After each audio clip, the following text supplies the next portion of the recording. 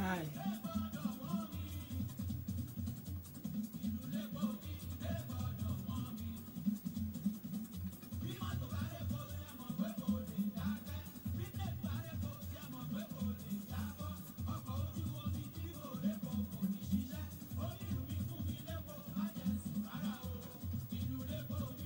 Thank you.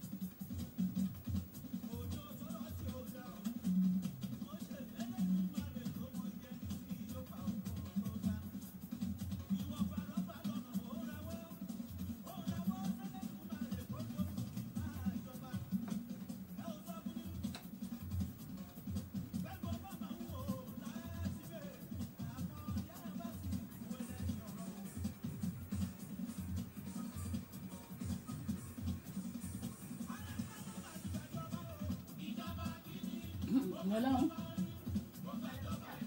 Hi there.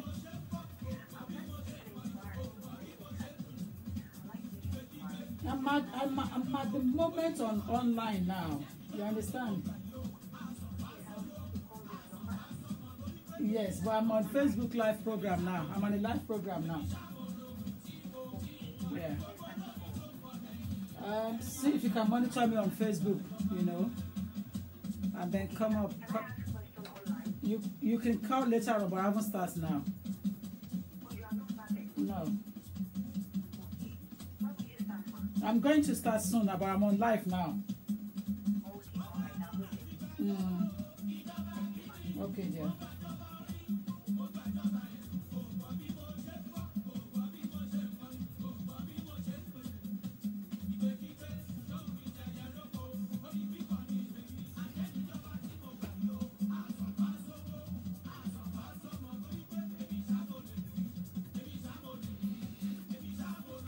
I want to welcome you as you are coming on one by one. You know, currently lunchtime in the United Kingdom, so I have a bit of time to spare now because I've been in the office since 7 o'clock in the morning. So I have a bit of time to spare now so that we can rub minds and see the problem going on in the diaspora with regards to status and relationship. Like I said to you last time, we did the first and second part in Yoruba language. I'm going to go raw into third in English so that the non-Yoruba speakers can pick it up as well and know where they have got it wrong and see if there can be any amendment to that effect. You know, so basically, the title of that program is saying that can status confirm your happiness in relationship? Having red passport, does that mean that you are happy in your relationship? That is the question I'm asking now. That is the situation that we're currently looking into now as part of my talk show.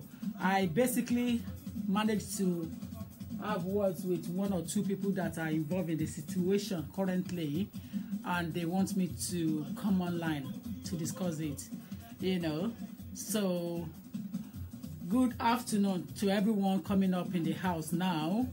It's a peaceful and educating platform, and I really would appreciate if people can purport themselves, like I said, I have magistrates on my line. I have medical doctors. I have my colleague lawyers. I have eminent and personalities on my line, watching my program from time to time and downloading it for their convenience in the evening to watch back and give me feedback in the evening later on. So I would like to encourage every one of us online to purport our manners and our language when it comes to speaking to others or addressing each other while we are online. It is a program I will appreciate you if you can share as soon as we go on into it and start. Now, there has been so many issues going on with regards to having status in the United Kingdom. You know, it's not about love this time around. We're looking into real talk now. So this is not about love. Hello? Hello, ma'am. Good afternoon, dear. How are you? Fine, thank you, ma'am. My name is Olivia. I was the one that came on Monday. Okay. Yes, that I came to see you in the office. Okay. Yes, please, ma'am, I wanted to ask. Are you aware that I'm on a live program now? Oh, no, I'm not. Aha. That is why I'm stopping you straight away. Because if you are not... Now come back then. Okay, all right, okay. Thank you, ma'am. Yeah. Okay. Because if you are not aware, it's not fair on you.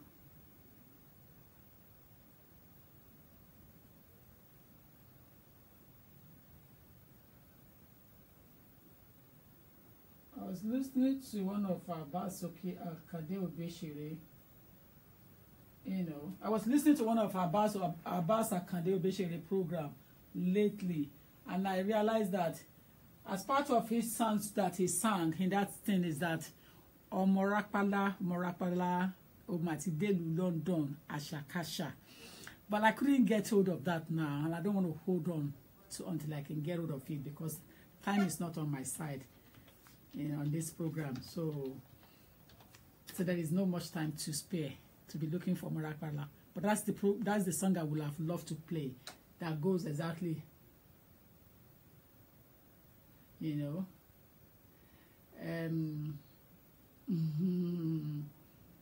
You know. So basically, ǹjẹ́ ìwé ìgbèlú Páálí Pupa especially ṣé ó lè fún ẹ ní ayọ̀ nínú ìgbéyàwó ẹ? Can red passport give you happiness in your relationship? Is it the final? Can he give you happiness? Can status confirm your happiness in your relationship? We are right now on 07908 628240. We are on 07908 628240. You see, there's so much happening. There is so much happening that people don't really understand when it comes to the issue of relationship.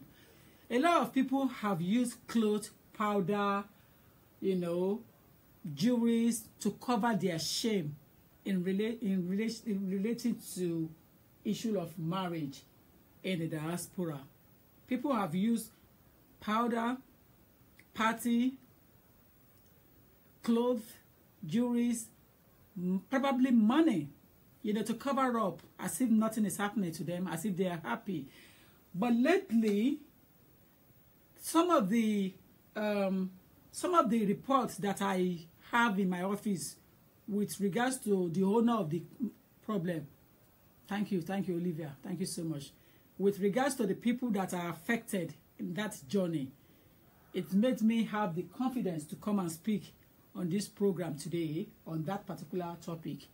Can't red passport. Okay, thank you, Kemi O'Neill. Can red passport confirm happiness in relationship? Now, there is 2 or 3 odd stories here. Shegun, I'm on a live program. Are you aware? Are you aware that I'm on a live program now? I'm on a live show now. Okay, all right, okay. The question here is that can the red passport give you happiness A lot of people have made me realize that it doesn't confirm it as final. Having red passport does not mean you are happy in your relationship. But it means that sometimes, somehow, some people get it out of no choice because they want to help their family back home. They want to move things smoothly. Now, Olushola Adekunle is saying that red passport can't give you happiness in your relationship. Without passport, you can be happy with red pali. You can even be unhappier. You can even be unhappier due to a lot of things that are interwoven together. Okay. You know. So the question is that, ǹjẹ́ ìwé ìgbélú ó lè fún ẹ láyọ̀ nínú ìgbéyàwó rẹ? Ǹjẹ́ ìwé ìgbélú ó lè fún ẹ láyọ̀ nínú ìgbéyàwó ẹ? Can red passport, or can status rather, can he give you happiness? Now let's start where you have not expected me to start from. The lady, she's the one holding red passport. You were expecting me to start the other way around. It is the lady that is holding red passport. So she has a boyfriend. And the boyfriend, kò ní ìwé ìgbélú. Má sọ Yorùbá díẹ̀, so ẹ má bínú ẹ̀yin tẹ́ wà lórí line. Please try to follow it on, because there are some of you that I don't want to divulge in English, you know. So the kò ní ìwé ìgbélú, the ọkùnrin hasn't got status in the United Kingdom. They met through a friend at a get-together party.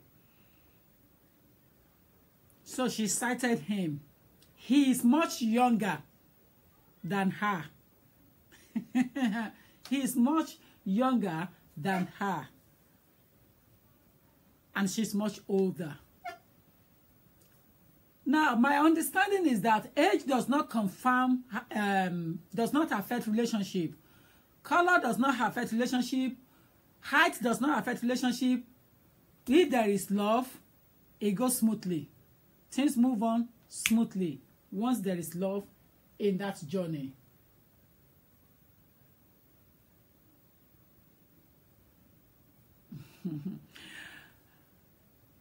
So they met and they introduced them to each other. Meanwhile, the lady that has the red passport, yẹn tó ní ìwé ìgbélú yẹn, ó ti go through a lot in her life. But the innocent guy that wanted that relationship, nítorí pé ó fẹ́ ní status nílùú, ó ti ní lọ́kàn pé nǹkan tóun fẹ́ lọ ṣe nìyẹn, and he went into it. Òun ò mọ̀ wípé ìyá yẹn ti suffer kó tó gba ìwé ìgbélú. Ìyá ọkùnrin náà ti ní bad plan. The guy has bad plan behind his mind that as he's going into it, nǹkan tóun fẹ́ lọ ṣe ní níbẹ̀. Tóun bá lè ṣe nǹkan tóun fẹ́ ṣe tán, I'm going to get out of it. That's what he had in mind. Unfortunately, what happened in the journey is that the owner of the red pali, ẹni tó ní ìwé pupa lọ́wọ́, tó dàgbà ju ẹni tó jẹ́ ọkùnrin lọ tí ò ní ìwé,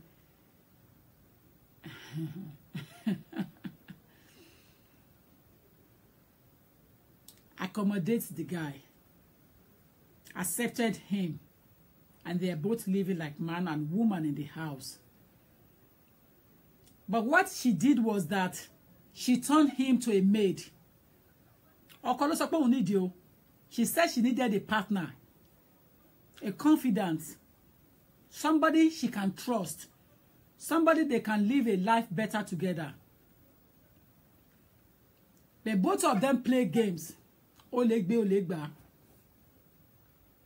So inside that relationship, what basically happened is that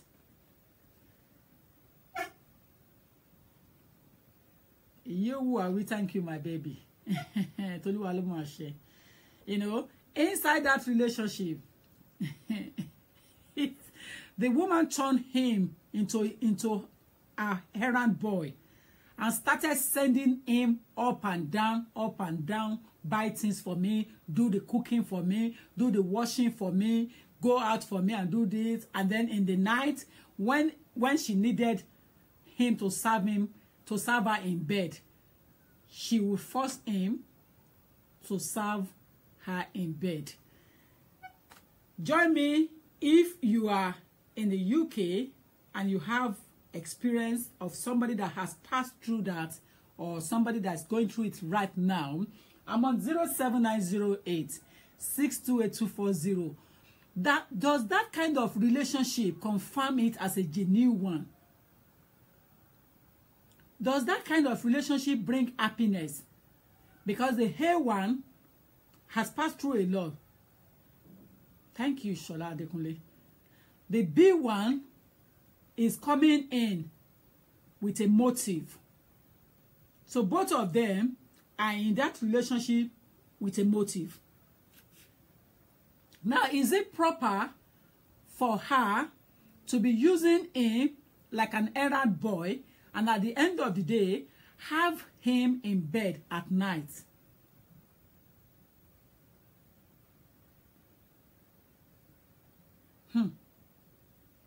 Is it proper for her to be using him as an errand boy and at the end of the day turn him into bed as a sex machine? Hello? Hello, ma. Yes, sir. I'm on the program now. Are you okay? Yes, ma'am. I'm on the program. Share what? Okay, that's the country. That is. Sorry, ma'am. Okay, all right. Thank you.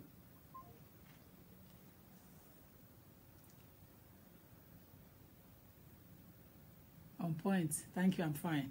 So both of them went into that relationship with a motive. Can red passport bring you happiness? She has a red passport. She's not happy. So she's just using men the way she likes. Get them in, use them, not getting paper for them, dump them and send them out of her house. She has red passport. She has red passport. Get the man in, use the man the way she feels likes, using him, get him out, dump him and send him out. And she has red passport. She has good job, but she's not happily married. She's not happy. She doesn't have child, and she's getting old. Tell me, of what use, according to Bible, for a person that, achieved everything and still yet not happy and lost everything at the same spot? So you join me on 07908 628 àǹfààní kí ló jẹ́ fún ẹni tó jẹ́ èrè gbogbo ayé tó sọ ẹ̀mí ẹ̀ dànù. Àǹfààní of what use? She has passport and is red confirmed, but she's not happy. She came to give me her story, not knowing that he has come to give me his story. Can materialistic make you happy? Can materials, things of this world, can he bring you happiness? Can he bring you happiness? Can red passport confirm your happiness? Please share this program. Lizzie is saying vanity upon vanity. All is vanity. Asán lórí asán, ìmúlẹ̀ mọ́fo. Ènìyàn tó níwèé ìgbèlú, tó ń ṣe ọkùnrin níṣekúṣe. Ènìyàn tí ò níwèé ìgbèlú, tó wọnú ilé lọ láti lọ ṣe obìnrin níṣekúṣe. Ẹ wá wo àwọn méjèèjì bọ́n ṣe lọ pàdé. Unfortunately, tán wá jọ ń tayò tí wọn ò dẹ̀ mọ̀ pé àwọn jọ ń tanra àwọn ni. Both of them are deceiving each other and they don't know. My father proverb used to say that if the person lying is not know, the person they are lying to definitely know. One of them knows that something is not wrong, it's not right, but they carry on. She hasn't got a husband, but her motive is that she wants to be using him. And he came into that relationship with a motive to get his paper sorted and go out the way he likes. Control her, not knowing that she has a pre-plan appointment there. Pre-plan program in his brain. He has a pre-plan program in his brain as well. So both of them have a planned program. I'm on 07908 628 of what use for a person that has status and not happy.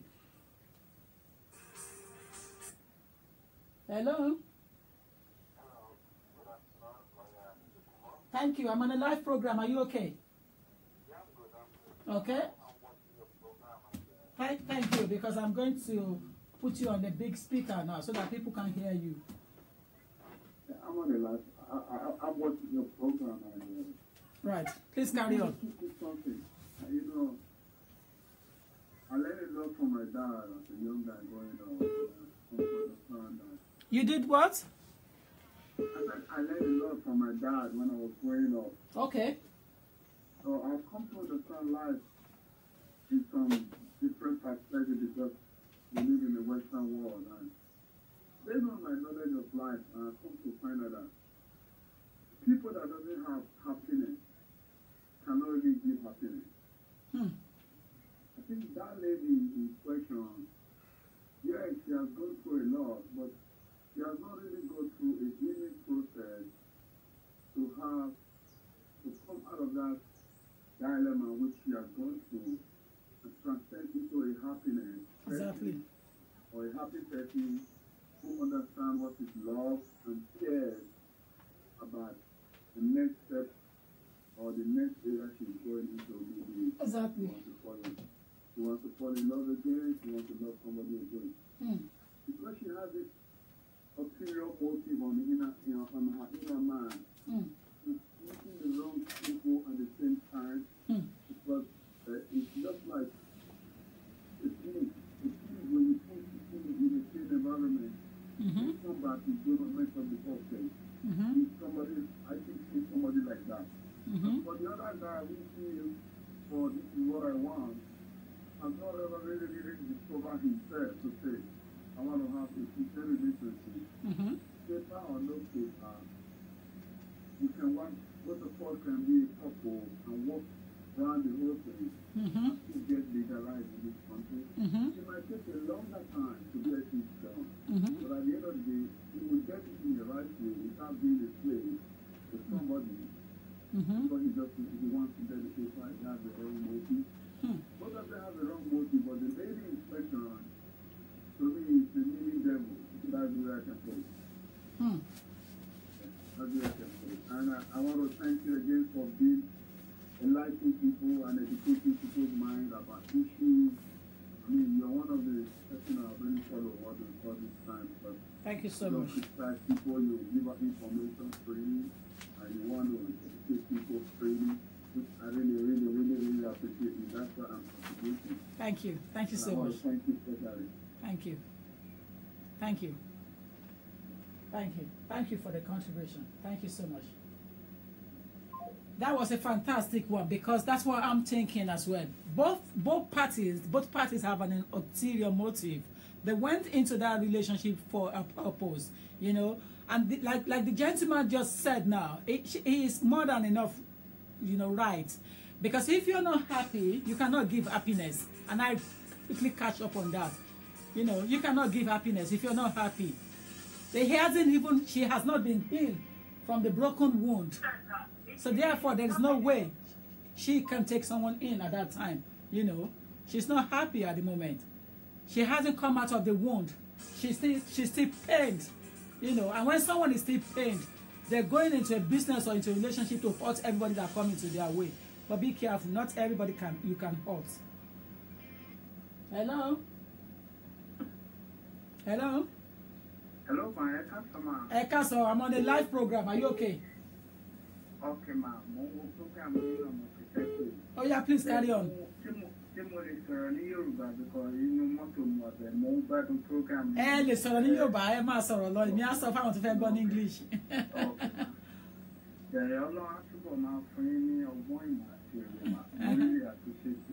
Okay. Nǹkan tí máa sọ fún tí máa contribute ní understanding tèmi ní ọmọdé tèmi ti pé ṣẹ́ni lóhun gbogbo kéèyàn máa consider pé ohun gbogbo tí ẹ̀dá bá ń ṣe là ó béèrè ní kọ̀ọ̀kan. Tí o bá ṣe dáadáa wà gbà dáadáa. Tó bá ṣe burúkú wà gbà burúkú. Àsìkò dẹ̀ ní gbogbo nǹkan. Ṣẹ́rí mo ń gbọ́ Ọlọ́run kò ń yá lógún ọdún. Mo ń sọ from experience because ó familiar sí nǹkan tí mo ti go through of different. Mo mi máa ń sọ nǹkan kan fún mi wọ́n sọ fún mi pé níwọ̀n tó ń bá bá tìyàn jẹ́ àwọn ò nítorí ẹ wọlé oníṣègùn ọ̀wọ́ ẹnìyẹ. That's it. Ọlọ́run á gbà dáadáa. That's it. Sọ fún mi pé lẹ́yìn ìgbẹ̀lẹ̀ lómi ìtura máa ń pín sí. Kẹ́rí ohun gbogbo pẹ̀lú àsìkò tí mo sọ síwájú, ó lè ní privilege ahead of ẹni ní èyí kò mọ tí ọ̀la máa sọ. Gbogbo tí a bá dẹ̀ ń ṣe ká máa rántí àtúbọ̀tán. Wẹ́dọ̀ bímọ àbó bímọ wà lẹ́bí. Ìwọ náà kò dẹ̀ tó lọ kò mọ tó lè ṣẹlẹ̀ sí ẹ. Irú lẹ́gẹ̀sì olè ọlẹ́ dà. Sinẹ́rò kan máa kàn fi sọ díẹ̀ torí àwọn ẹlòmíràn tó tún fẹ́ sọ̀rọ̀. Bẹ́ẹ̀ni. Ló mú ọ nígbà alákòókò púpọ̀.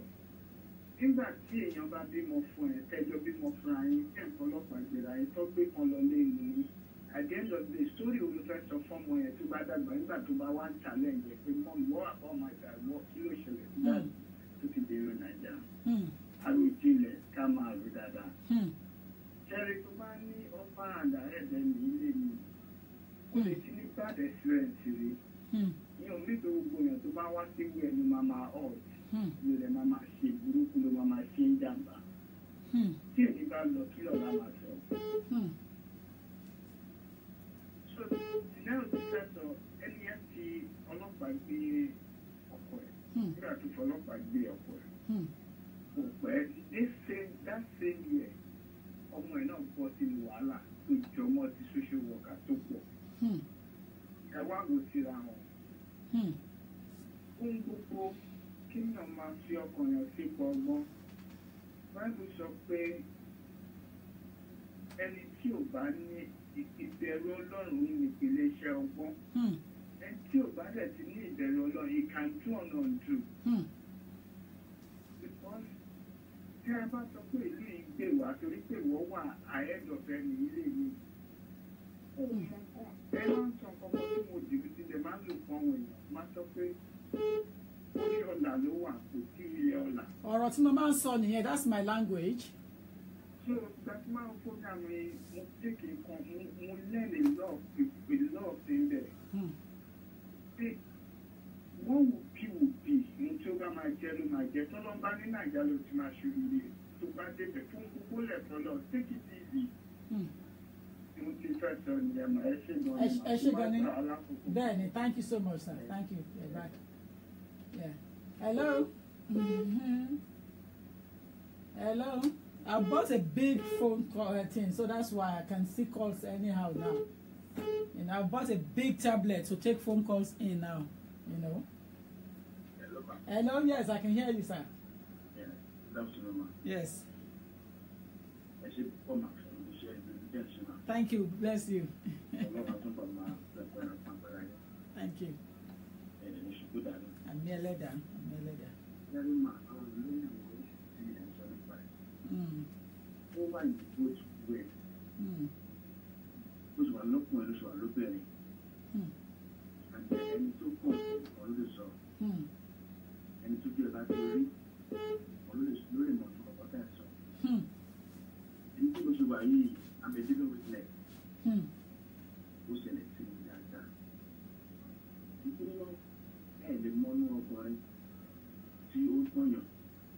Èyàn ò lè mọ́nú anybody téèyàn bá ní ìrìn àjò papọ̀, anybody téèyàn bá rí ìrìn àjò, you can't know what is in that person's mind, his or her mind. Èyàn ò lè mọ̀. That is one thing ká kọ́kọ́ get to know. Ọlọ́run ló kàn ń ṣọ́ wa, ló ń ṣọ́ everybody. Bẹ́ẹ̀ ni àtọ́lá inú kan. Mo sọ pé máa wá sí ọ́fíìsì yín jọ̀pọ̀ láti wá sọ story line ìlú kan fún yín. Ẹ sọ wọn kọ́ nípa àwọn pásítọ̀. Mo wà lórí láì jẹ́ ọmọ tó láti pè é. Kò lọ. Mo jẹ́ ọ̀kan náà àwọn tó ti ṣẹlẹ̀ sí rí. Tí àwọn tó mọ̀ mí, wọ́n wà lórí láì, wọ́n mọ̀, wọ́n mẹ́ tó sọ̀rọ̀. Ọ̀pọ̀ gbọ́dọ̀ pọ̀ ní láti fún yẹn. That's all right. Ìkọ́ àwọn church láti gbàjà ní Nàìjíríà ló bá ṣe ń gbà yìí. Pásítọ̀ kan ní wọn ló pa ìrìn àjò ayé mi jẹ́ ìjọba tó tún ṣe. Pásítọ̀ ló ba ìrìn àjò ayé yín jẹ́. Pásítọ̀ ló ba ìrìn àjò ayé mi jẹ́. Kò kó tó di pọ́ Ọlọ́run wá bá yín tún ṣe. Ọlọ́run bá tó fún mi tó ní aláàánú. Ọlọ́run á kó wa yọ o. Ọlọ́run á kó wa yọ. Ọmọléèwé ni mo tẹ́ nígbà tí mo bá ṣe lóye. Mo ṣe dédé pẹ̀lú ẹ̀kọ́ sí ọkàn tó dáa. Pásítọ̀ yìí ló ń pè ní ìgbòho torí pé ọ̀nà láti mo ti wà ní ọmọ tó ogún ọmọ yẹn. Ló ti mọ ó mọ àwọn òbí tó bí mi ní Nàìjíríà. Ibi kọ́ ni mo ti pàdé ẹ̀. Àti pé ló ti mọ̀ mí. Ó máa ń jẹ́ lọ́dún tó dáa. Tí bá ń gbé mi tí bá ti yanjú ìwé ẹ̀, ó tí ó náà lọ. Pásítọ̀ ni mo pè é, ìyànṣẹ́ Ọlọ́run ní nàá. Sì yẹn máa trust ẹ. Ọkùnrin ìgbà tó mo léyàn lẹ́yìn.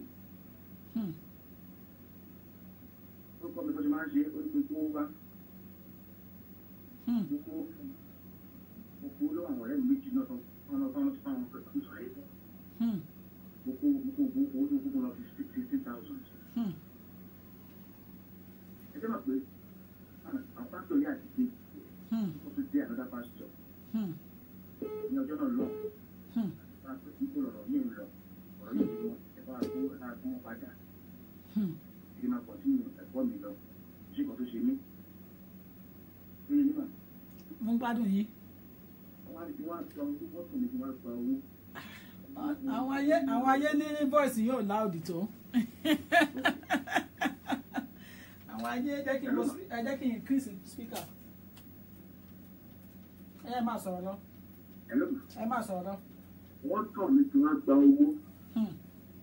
Owó tí mo lọ gbà ni wọ́n pe ọlọ́pàá fún mi. Ọlọ́pàá 16 ló wá mú mi lọ́jọ́ náà lọ. 16 police officers ní òbí àti ní ọ̀pá. Ṣé ní UK náà dẹ̀ ni o? Ní UK náà ni. Ẹ máa gbọ́ ìtẹ́wà lórí line. Wọ́n ti mẹ́tọ́ sọ̀rọ̀. Ọlọ́pàá 16.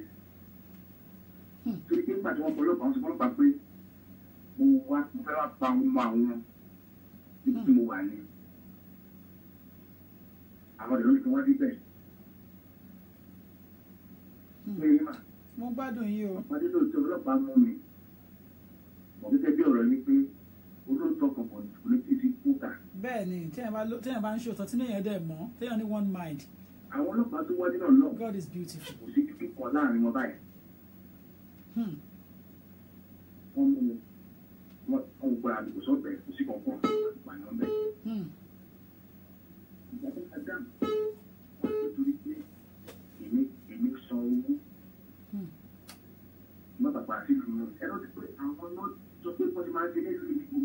Àwọn náà introduce yín sí style yẹn o. At the end of the day, they end up arrange for the police to come to you. Èyí owó ti lọ. Òun kì í mú lẹ̀ ní pọ́lítì mi. Ẹ̀jẹ̀ kan nínú ìlú yìí, ẹ̀jẹ̀ kan ní Nàìjíríà ni mo wà lójú náà lọ. Ìgbọ̀n ọlọ́pàá tó wá sí wọn náà sọ ọ̀rọ̀ kìí sí mi lára àti ìgbọ́jọ́ ọmọ Nàìjíríà. Wọ́n ní wàá ò mọ́. Bàṣẹ máa ṣe nìyẹn. Wọ́n gba wọ́lẹ̀tì mi. Wọ́n school ID níbẹ̀. Wọ́n ní credit card níbẹ̀. Wọ́n ní gbogbo nǹkan dánimọ̀. Wọ́n ní ìdíkù yìí pé àwọn tí ilé. Ìjọba náà wọ́n pe ilé ńlá fún mi láti jáde yọ orúkọ mi wò. Ìgbà tí lámàdá wọn lò ní láti pé kò sórúkọ mi lórí ilé ìgbà wọn. Dípò ẹ̀kí wà ń lè. At that point, ìgbé tí mo gbé lọ́wọ́ ó ní valid. Sọ̀rọ̀ mi yé yín mà. Ń gbádùn yín. Omi tí ó jábọ̀ lójú mi. Má ṣe o. Mo sọ fún àwọn àìsàn ìdí mi nìyí. Wọ́n kọ́ mi nílé yìí. Mo yìí léwu. Nínú ìgbéléra lẹ́yìn 15 minutes, mo sọ fún bọ́lá àwọn ìgbà èyí tó jẹ́ ọ̀gá mi. Tí máa padà sí ìlú mi, máa padà sí ìlú mi, máa láti sùn ilé ńlá. Tó wọ́n láwọ̀ mi láti wá sí ilé yìí pẹ̀lú ìwé tí kò dáa. Àwọn ọ̀dọ́ fún mi níwèé. Ọ̀gá wọn gbé kò bí ìtura yẹn. Wọ́n láwọn olórúkọ mi lórí kíní àwọn. Gbogbo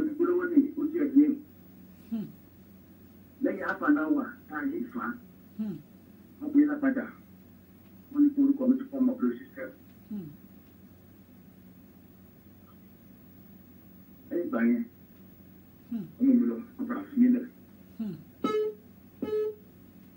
bàbá ti nílẹ̀ ọlọ́run ní kí ètò alára àwọn ọ̀gá ìgbésọ̀ ga wọn kó jẹ́ aláàánú wọ́n sọ fún mi pé bí wọ́n ní ìwé tí mo kọ kàílẹ̀ tó ti kú fáwọn bí kò sí mo ní kò sí pé ẹbí tí mo bí láti kékeré bí ọkọ mi ló ṣe jẹ́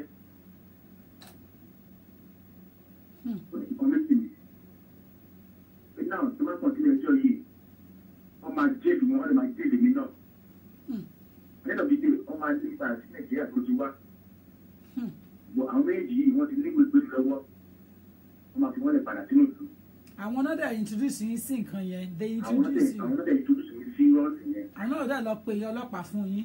àwọn náà dẹ̀ pọ̀ pásítọ̀ ni wọ́n mú ní tẹnu pásítọ̀ ni wọ́n. ayé mà níkà o ayé mà níkà o. wọ́n fi nílẹ̀ ọ̀tọ́lọ́pàá ní pé ọmọ kan méjì gbogbo ọmọ ẹ̀yọ̀ kan máa fi wọ́n lẹ̀ fọ́ lọ sí kò sí sí ẹ̀rí tí o lè lọ pọ̀jù. ọlọ́pàá sọ pé kẹ́ ẹ̀ mú kan méjèèjì because it's a nice police officer. ọlọ́pàá obìnrin ọ̀dọ́ kan méjì tó máa fi nílẹ̀ pé wọ́n ti yàn mí jẹ àpọ̀ mi ní ìwé tí mo kọ́ lẹ̀ tí wọ́n lọ pọ́ pọ́ lọ́wọ́ mi wọ́n rí máa káàdì pọ́ pọ́ lọ́wọ́ mi wọ́n lè lórí fún pọ́ pọ́ lọ́wọ́ mi. ọlọ́pàá ìfínlẹ̀ ló tọ̀ mo bẹ̀rẹ̀ àjọ ayé mi mi ò lè padà sílé ìwé mọ́ kò tó léwu ti máa sọ lọ́wọ́ mi. Iṣẹ́ tí mo ṣe nígbà náà lọ́hùn nígbà tí mo wà depressed ìlọ́bíṣẹ́ mọ́. Ẹni tó ti níwèé lọ́wọ́ tí gbogbo òṣèré ìwé mi bàjẹ́. Mo wá rìnrìn àjò bí ọdún márùn-ún láì sí ìwé lọ́wọ́. Ẹlòmá ìyá jẹ ní ojú mi rí tó. Mo dùn kúndọ̀ mo pe ká ní pé onípòkàn ni mo fún lọ́wọ́ níta kò ní dùn mí. ìránṣẹ́ ọlọ́run ìránṣẹ́ ọlọ́run àti bọ̀tán ni wọn kì í ronú sí kan tó máa gbé gbèsè ìkan. they are not ashamed. tí ó dẹ̀ mọ ẹ tó sinmi tó mọ̀ mí láti kékeré ó bà ní àjọ ayé mi jẹ́. má ṣe o adéṣọ́ ẹ̀tàn jíire you are right ó má ṣe o. ìyá mi màmá mi tó gbé mi pé tí ọlọ́run bá ń ṣe àlóṣe bí kì í fi wọ́n lẹ̀. lóòótọ́ ni mo rìn ọdún márùn-ún láì tí mo lọ́wọ́ àmọ́ ọlọ́run ti kí n pàṣẹ ọlọ́run ti ra burú kan. wọ́n nígbà tásìkò tó tọ́lọ́run ti tó láti débẹ̀ mi. ọlọ́run náà obìnrin sí mi. obìnrin tó ti máa sọ pé òun lè fẹ́ ìlú tí mo ti wá. obìnrin tó máa sọ pé òun lè bá ìlú tí mo ti wá ṣe pọ̀ láyéláyé. obìnrin náà lọ́nà tó taari sí mi láti ṣàánú mi. ó mú mi sọ́dọ̀ àwọn òbí ẹ̀ tó ń pè olóòrè fẹ́ lu yìí náà yìí ló mú orí kó fẹ́ fẹ́ nísẹ̀ pé ó yẹ kó wò láti fẹ́ nìyẹn. tí bá ṣe kò tó ni. sẹ́yìn mọ̀ ẹni tó bá ń tọ́yàn ìyàn ò lè mọ́nú ẹ̀. ẹni tó bá ṣàbúrú fún ìyàn ò lè mọ́nú ẹ̀. àfi tí ọlọ́run bá ní kó sì lè jáde tú lóko. mo lẹ́gbọ̀n kan ó lọ nàìjíríà ó lọ múyàwó láti nàìjíríà wá sí ìgbà ìlú. lẹ́yìn ìgbà tó bí wọn méjì tán. Please share this program. I'm interested. Bá a share. Ẹ jẹ́ káwọn ìwà give experience tí wọn. ìyàwó ìpín ọkọ pé òun ò fẹ́ mọ́. Bẹ́ẹ̀ ni Princess Gold Ọ̀pábídà Sọ́bídúró lọ́lọ́run. ó fẹ́ torí ìwé ni. Kú ijọ́ mẹ́ta ò yá mi o. ó lọ fẹ́ ọkàn torí ìwé ni. òun lè ti gba pupa tán nísìnyí. ó fẹ́ mọ́. kò ló ta ọmọ tó bí fún un. ó lọ́wọ́ kí ẹ̀. pé nǹkan tó ń fẹ́ gbà ló fẹ́ gbà yẹn. ẹ wo obìnrin tó pìtẹ́ẹ̀dì fún àìmọye ọdún torí ìwé pupa. bákan náà lọkùnrin náà ṣe gómìnà náà. ọlọ́run bá nìkan ni kó ṣàánú wa. ọ̀rọ̀ wé nílùú ó lágbára títí gan. ẹnìkan ò mọ́nú ẹnìkan. bẹ́ẹ̀ ni. ẹlòmíì tó jẹ́ ìrírí nǹkan tó nífẹ̀ẹ́ kan tó nígbà tó jẹ́ ní òun láti bó ti fẹ́. torí tójú ti rí. wọ́n sọ fún mi lẹ́yìn ìránṣẹ́ ọlọ́run wo ló lè bá mi sọ tí mo lè believe. Ẹ̀yà. ìránṣẹ́ ọlọ́run wo ló lè bá mi sọ tí mo lè believe mọ́. Exactly. kò sí ó hard fún mi náà. Because nǹkan tó lè ti rí. sọ bó ti ṣe rí ló fà á. Ẹ wo mọ̀ ọ̀rọ̀ mi ti báyìí lọ ẹ ṣe kí n lọ́pọ̀lọpọ̀. Ẹ pẹ̀lẹ́ kú ìrìn àjò gbáà ni ẹ̀kọ́ ńlá. Lẹ́yìn mo dúpẹ́ lọ́wọ́ náà lénìí ìwé dọ́kítà tó bàjẹ́ ìlú wà lọ́wọ́ mi lénìí. We thank God. Inú mi dùn ìyàwó olóore ni mo fẹ́. Thank God. Ẹ wò ọ̀pọ̀ ẹni fọlọ́ bá ẹ ṣe gidi gan. Well done, ẹ kú àlàjá. Ọlọ́run tó pọ̀ máa tàgbà àdọ̀tún. Àmín o, ẹ ṣeun o, ẹ kú àlàjá. Thank you very much ma, God bless you. Thank you dear, thank you. Have a lovely day. You too dear, bye. Àlàjá ogun gbáà nìyẹn. Ẹ̀yin tẹ́ ẹ bá gbọ́ Yorùbá ẹ̀ ní bínú ni o. Most times àwọn nǹkan báyìí Yorùbá ló máa lè smooth pẹ̀lú ẹ̀. Native language. Ẹ má bínú ẹ̀ tí ò bá gbọ́ Yorùbá. Please try to follow it on, you know. Ẹ má bínú, but àlàjá ogun ni. Inú máa jìn láyé o. Ta lè yẹn wá fẹ́ trust, ta lè yẹn fẹ́ finú tọ́. Hello. Hello, ẹ káàárọ̀. Ẹ káàsán. Ẹ ṣàlàáfíà rẹ̀. Adúpẹ́, we're on a live program on Facebook now. Mo ń wo program mi. Okay. Mo tẹ̀lé bí ẹ ṣe ń ran ọmọ Odùduwà lọ́wọ́. Ẹ ṣeun sà. Ọlọ́run á máa fi ṣe fún ìṣòro náà. Àmín ẹlẹ́dàá. Gbogbo ibi tí ọmọ náà bá ti mọ́ máa bá wọn pàdé. Àmín o. Ọ̀nà tòun tí mo fi pè ní pé mo ní iṣu kékeré kan nù. Ṣé ẹ gbọ́ mọ̀? Mo ń gbọ́ yín, mo gbádùn yín. Mo ní ọmọ nílùú yìí. Mo tẹ̀ gbé ìwé wọlé. Ṣùgbọ́n nígbà tí mo gbé ìwé yìí wọlé, wọn ò tí ì dá mi lóhùn. Ṣùgbọ́n mi ò mọ ọ̀nà tí mo lè tún lè gbé gbà. Ṣé ìwé yín ṣì wà lọ́hùn yẹn? Ìwé mi ṣì wà nínú. Ẹ sọ fún lọ́ọ̀yà tó ń bá yín ṣe kó ní kó kọ̀wé sí wọn kó bí wọ́n lè fún update pé kí ló ń ṣẹlẹ̀. Okay. Yes. Okay? Okay. All right. Ẹ ṣé.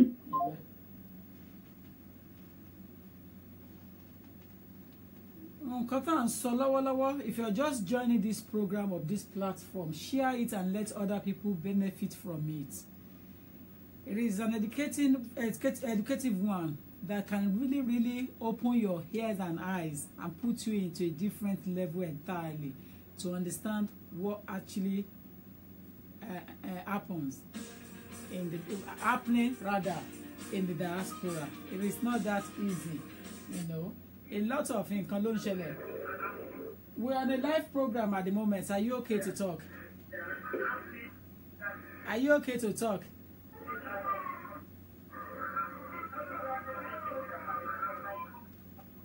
Tí n bá cut ẹ̀mọ́ lẹ́nu mi ò jẹ̀bi. I don't have time to waste. When you call this program, as I say, we're on a live. If you want to talk, please talk straight away. If not, cut it off and call me after program. That's the only way to benefit. Others are waiting. They want to enjoy it as well. Share. Like one of my mama say, share. Ẹ pín káàkiri kárí ilé lélẹ́yìí o. Ẹ jẹ́ káwọn èèyàn jẹ nínú nǹkan tó ń lọ lọ́wọ́lọ́wọ́ ní ìsìn. Bí mo sọ fún yín, apart from my legal talk, I will be doing a talk show like this. You understand? I will be doing talk show like this. Hello? Hello. Hey, please lower your device. Hello. Can you lower your device? Yeah, I've done that. Okay, all right. Do you want to contribute? Yes, please. Please go ahead. Thank you. Yeah. Thank you so much. Ẹ káàsán o, ẹ ṣeun o. Yeah. Lórí topic tó gbé jáde. Ẹ ṣé gan ni. Yeah, truly ma. Ẹni tó ní láti púpọ̀ àwọn ìdìbò ní àmì talking to my own experience.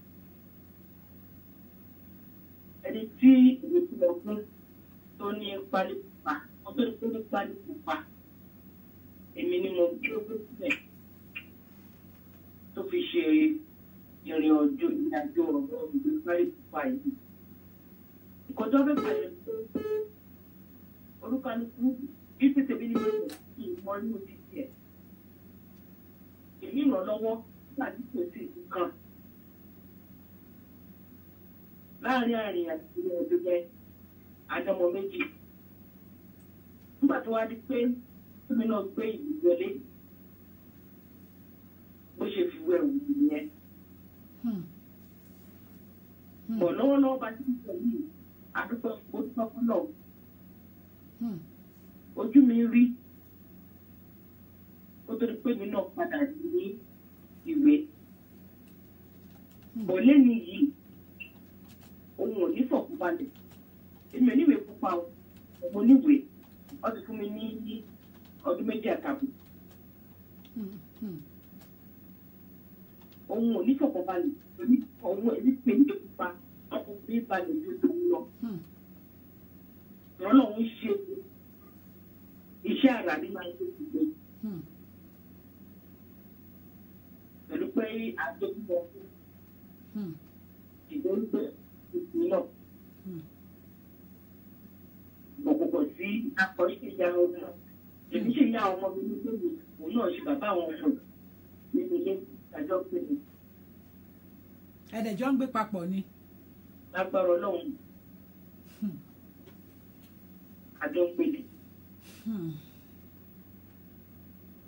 So èèyàn ń dúró nípa oríṣiríṣi ìmọ̀ ló wà lọ́wọ́ àwọn ọmọ. Ọkùnrin á rí bí, obìnrin á rí bí. Bọ̀wọ̀ kan tẹ́lẹ̀ kọ́ sí ilé ipòkípò tó bá wà ká máa ṣe dáadáa. Ìgbà tó bá ṣe rere tó ṣe dáadáa máa ń jèrè ẹ̀. Ó lè jẹ́ burúkú náà lè ṣe wàhálà ìwà jèrè. Ẹ ṣe àdúgbò. Ẹ ṣe gan ni mà, ẹ ṣe mà. Ṣẹ́rí mi ò ríru eléyìí rí, a fi ń dá ẹrù bọ lọ́rọ̀ ni o. Ó wà ó dẹ̀ ń ṣẹlẹ̀ káàkiri gbogbo ìgbà. Ẹ ṣáà mọ̀ pé àwa ti wà nínú ìlú yìí ó ti tó ọjọ́ 2 nísìnyí. So kò sí nǹkan tuntun mọ́ lábẹ́ ọ̀run. Téèyàn kankan lè sọ fáwa mọ́ nípa pé ìwé ìgbèlú ọ̀nà ìwé ìgbèlú. You understand? Kò sí nǹkan tuntun mọ́ tí ọmọ èèyàn lè sọ fáwa mọ́. We see it happening every day. So we're not scared of saying it when it comes to saying the truth, you know. You know?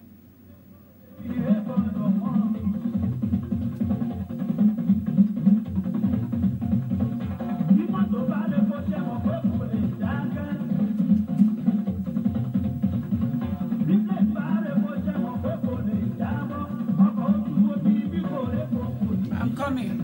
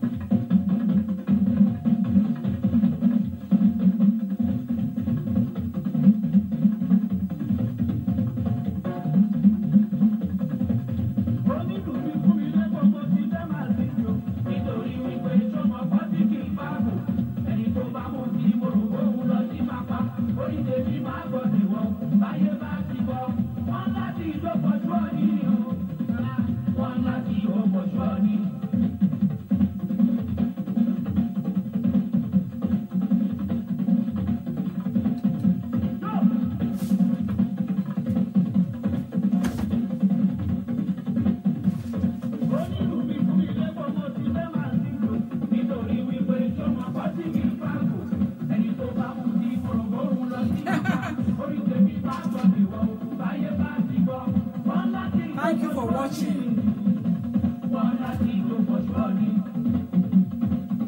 So the issue here is that, does it actually confirm happiness? I'm on 07908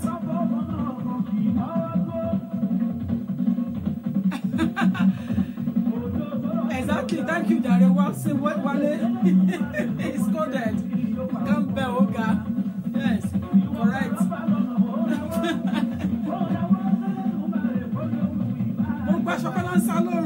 Apologies to that effect for non-Yoruba speakers. You know, apology to that effect.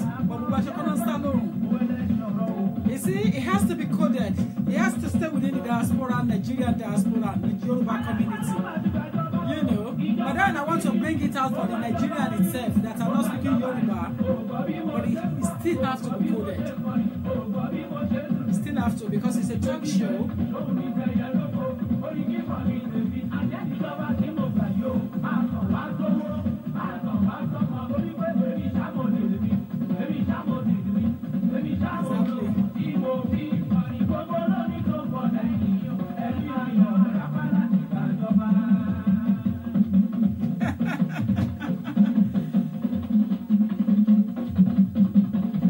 Enjoy the music first.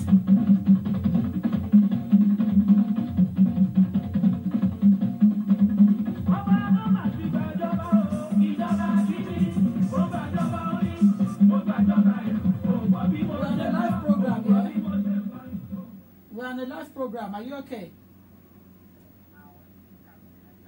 Yes, ma.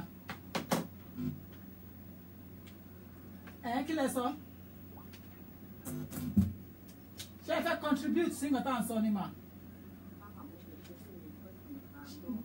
But you're on a speaker now and you're on a live program.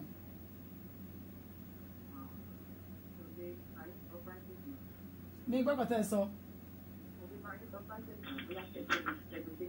Emma láti pè later on nìyẹn. Emma pè later on nìyẹn. Yes, ma'am.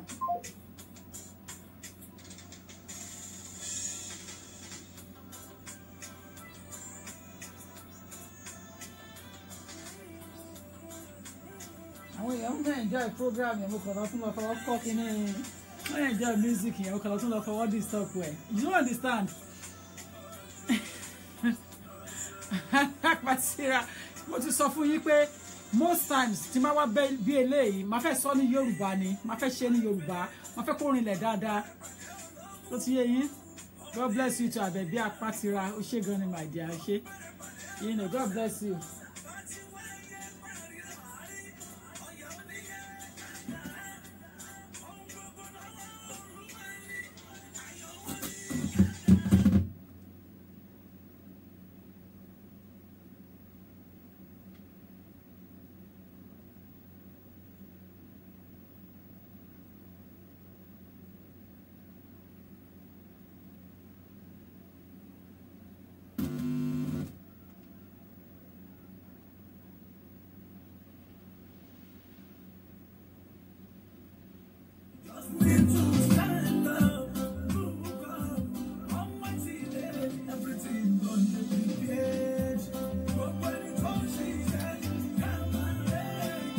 Everything is about time. Obesity alone for lower.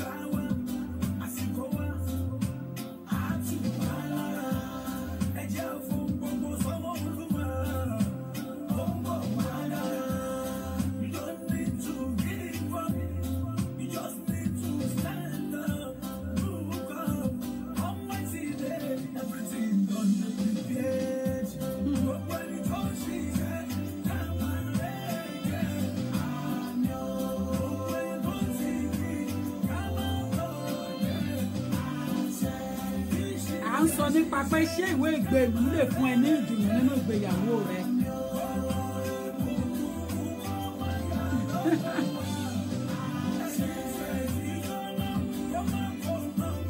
Share this program. Can red passport or status confirm your happiness in your relationship? Can it give you happiness?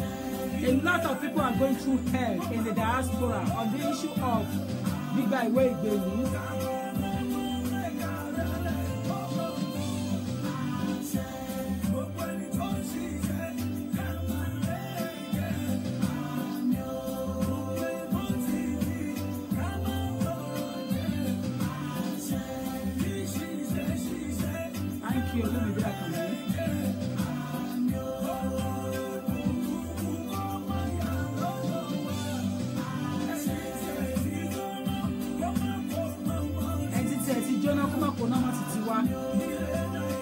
Inú ló jìn jù kọ́lọ̀ máa kó wa yọ.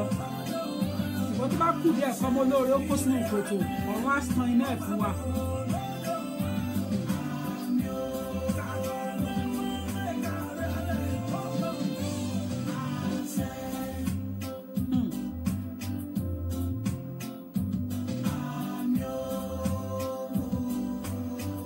Bọ́lá lè máa wọlé.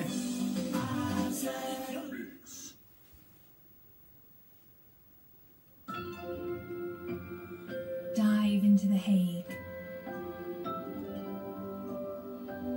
Immerse yourself in the city by the sea and everything it has to offer.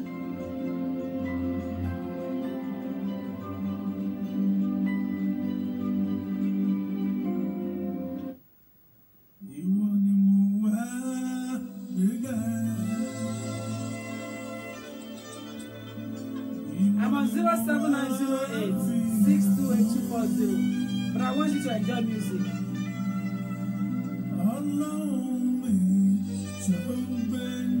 Thank you, Albert.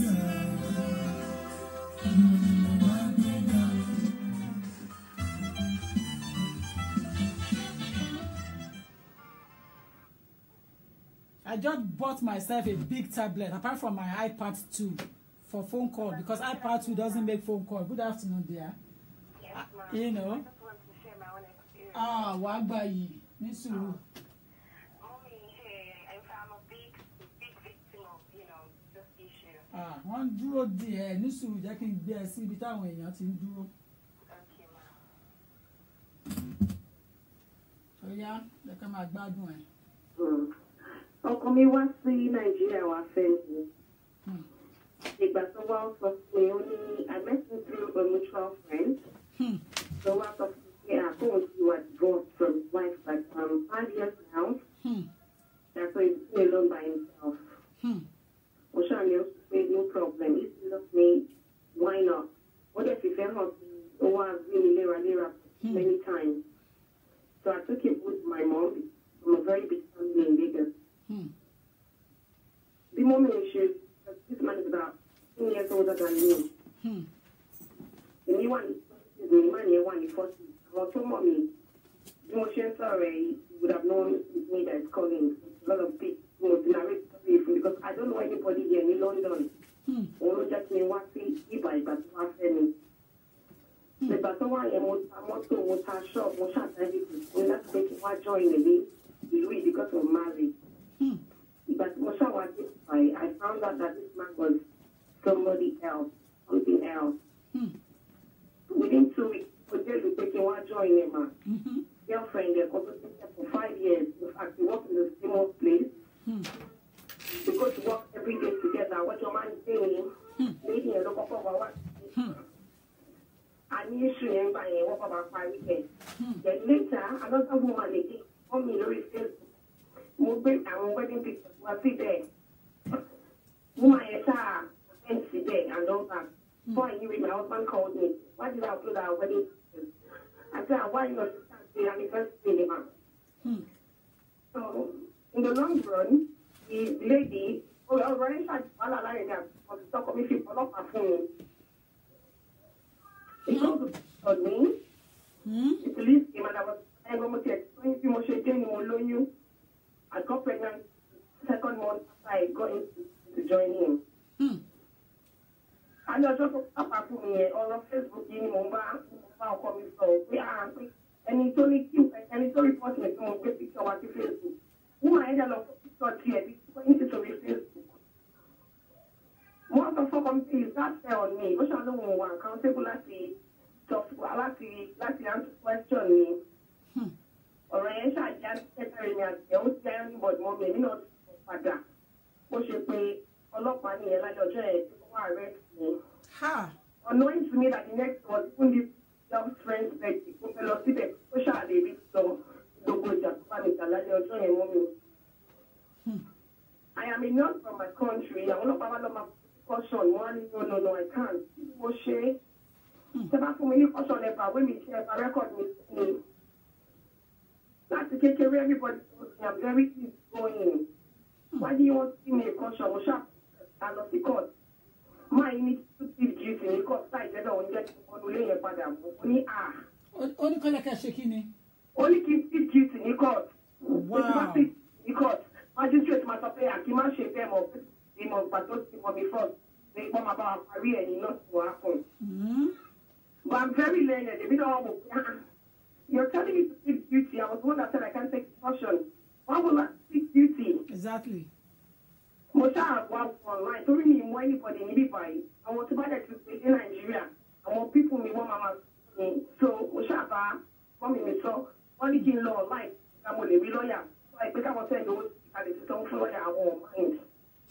Mo ṣáà rí lọ́ọ̀yà my dad running down 8 so mo wá rí lọ́ọ̀yà kan their help me bàtà dé court bẹ́ẹ̀ wá ní not listen to this man I will plead not mo fẹ́ rán mi lọ sẹ́wọ̀n ni. Money, kí ni mo ṣe? Why did you want to send me to prison? I wà ní court ọjọ́ yẹn for 3 hours àwọn judge ń dúró de wà lólé. Ó ní kí n sọ guilty àìsẹ́bẹ̀ òun marriage is over ní ẹ̀sìn wà ní oyún. Kó sunkún ní court everybody ṣá àwọn Nàìjíríà lórí wa bẹ̀ wọ́n bá pé kí ló ṣẹlẹ̀ mo ṣàlàyé everybody kí n sọ not tí marriage bá over kó over. Can you help us to share this program and let people that are not aware of this topic come on board and listen? Please let them get enlightenment from this. So there are so many people in this situation now. And the only way to get them out of this is if they listen to other people's experience. Then they will be able to know exactly what to do and how to get out of it. Whether male or female, it doesn't matter to me. Because a male has spoken earlier on. This is female speaking again. We have so many people with situations of similar instance. So we need to share this program. Please, can we share this program? Because we share gossip. So we should be able to share something that's more educating and more enlightening. You know, can we share this program? Everybody that is coming on, please. Share program. Benefit from it, please. Let people benefit. This is an educating program. Let them benefit. Let them know that there is so much happening in the diaspora and they can get help and they can speak out, they can get out of it.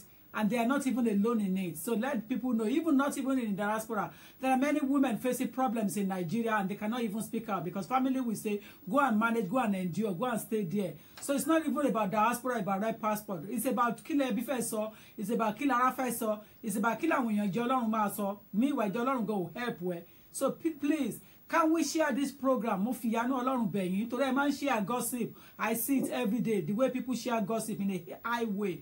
People share it 5 times, 10 times, you know. So just share it once on your platform. On your platform, it makes sense. All people there will see it. One share is enough. We need like 20 share, 100 share. Can you share? Can you common sense? Once you share it once, but I want that to share your own now. If you share it 10 times and 20 times, it become a nuisance on your platform. Only one is enough for one program per share, and that is the way people can benefit. When you are sharing one program 10 times, to make sense more. On your wall, one will quickly load over fantastic but once you share it once, I want you to share a lot, and that's how we can build a community. We can assist each other. Please share program and let people benefit from it. God bless you. Please go on. Okay, ma'am. We went to the court and they said you come for the final judgment at the Crown Court. There's one higher court like that. I don't know what one is final judgment for socially. I thought it's over. I know. Join I know you want to fast wọ́n ní Ọlọ́run orí inú mi ò orí gbogbo nǹkan tó ti ṣẹlẹ̀ orí gbogbo nǹkan tó kùnrin tí fojú mi láti àtọ́ tó ní wá láti Nàìjíríà When you're alone, fight for me. If you're God, fight for me. Prove that you're God. As I did tell Johnny, but today, in fact, mommy, I'm a people alone. They miss the case. One equal to case. Because how can you be pregnant and the man that, you know, a grown man is saying you're the one who is trying to attack him? So, but the lawyer told me, no, one day she came to the house, she did investigation, and all that. So, I told her, I'm going to arrest her. Well, when we lost this station, they asked me to be paid 3 break. I spent 1 week in the hospital. Man, you are a woman, but what the 50, you my brother, was on a book flight. So, one man in the hospital, you know, she now said, you know, taking this through. Masha, she needs to. But before I and came out with everything, okay, one of you will talk about something, bread and breakfast or something like that. So that went by mommy. Then after the old I didn't know that he got back with only several girls. So, and I didn't mention that but I married. I stayed in Nigeria for 1 year after I married in Tori Samishe. We cannot come in so serious. We should tell we are what Nigeria illegally, traditionally as well. But see, our girlfriend here was she send him away. But it still kept all the serious relationships going on. So you see, I'm our girlfriend, yet talking for so many years. I want to look at promising any marriage. What's our wife after me father to Nigeria? Sibache, Ilebia Tishi Tabo, I'm asked for the Orlando, everybody. Tibi Tabo, or what? Oh my, issues, Mommy Lowo said, he does not call me. I don't believe my past 9 months, no mommy keeps for the past 1 year. I love to tell us our once you take care home, I love at any 9 o'clock, I mean at any 11 o'clock. But I don't have any obligation to answer your passport. Only can go and shake. Sure. But most happy, my mommy, most very broke. Passport or mommy, but she passport, I can your father. Yeah, it's for you. In way of pastor, in way of anything, no matter what you do morning. The loneliness was driving me crazy. I was depressed. And so I took a train station, Mama. Not sure. I told this man to do my child's passport. He refused to do the passport. Hold on a minute. He brought. Hold on. He brought you in. Hold on. He brought you into the country, yeah? Yes, ma. Does he have status when he brought you in? Yes. So you came in on a spouse visa? Yes, ma. Now, people on there should listen now. If you come to United Kingdom to join your partner, male or female, it doesn't matter to me, on a spouse visa, and you were granted the entry clearance to come to United Kingdom, with the 2.5 years, if you are facing domestic violence in your relationship, you need evidence to back it up. The police, the hospital, the social services or welfare department for women. Once you can have either 2 of them as a backup, you don't have to continue in that relationship. You will be granted indefinite leave to remain. That was one of the legacy of Theresa May when she was the Home Secretary in the United Kingdom. So you don't have to be struggling and managing yourself to wait until you have your indefinite leave to remain, because there is evidence that you might die in the process if you continue with the domestic violence. You know, so if you come in other 2.5 years and you are in a problem with your partner on the domestic violence and there is evidence to that effect, the Secretary of State now hasn't got choice, because it's still part of the rules, it's there. You will be able to get your indefinite leave to remain without a need to complete the remaining 2.5 years or to apply for another 2.5 years. Once there is evidence you came in under his belt and you are facing domestic violence, you will be granted indefinite leave to remain. Okay, ma'am. So carry on.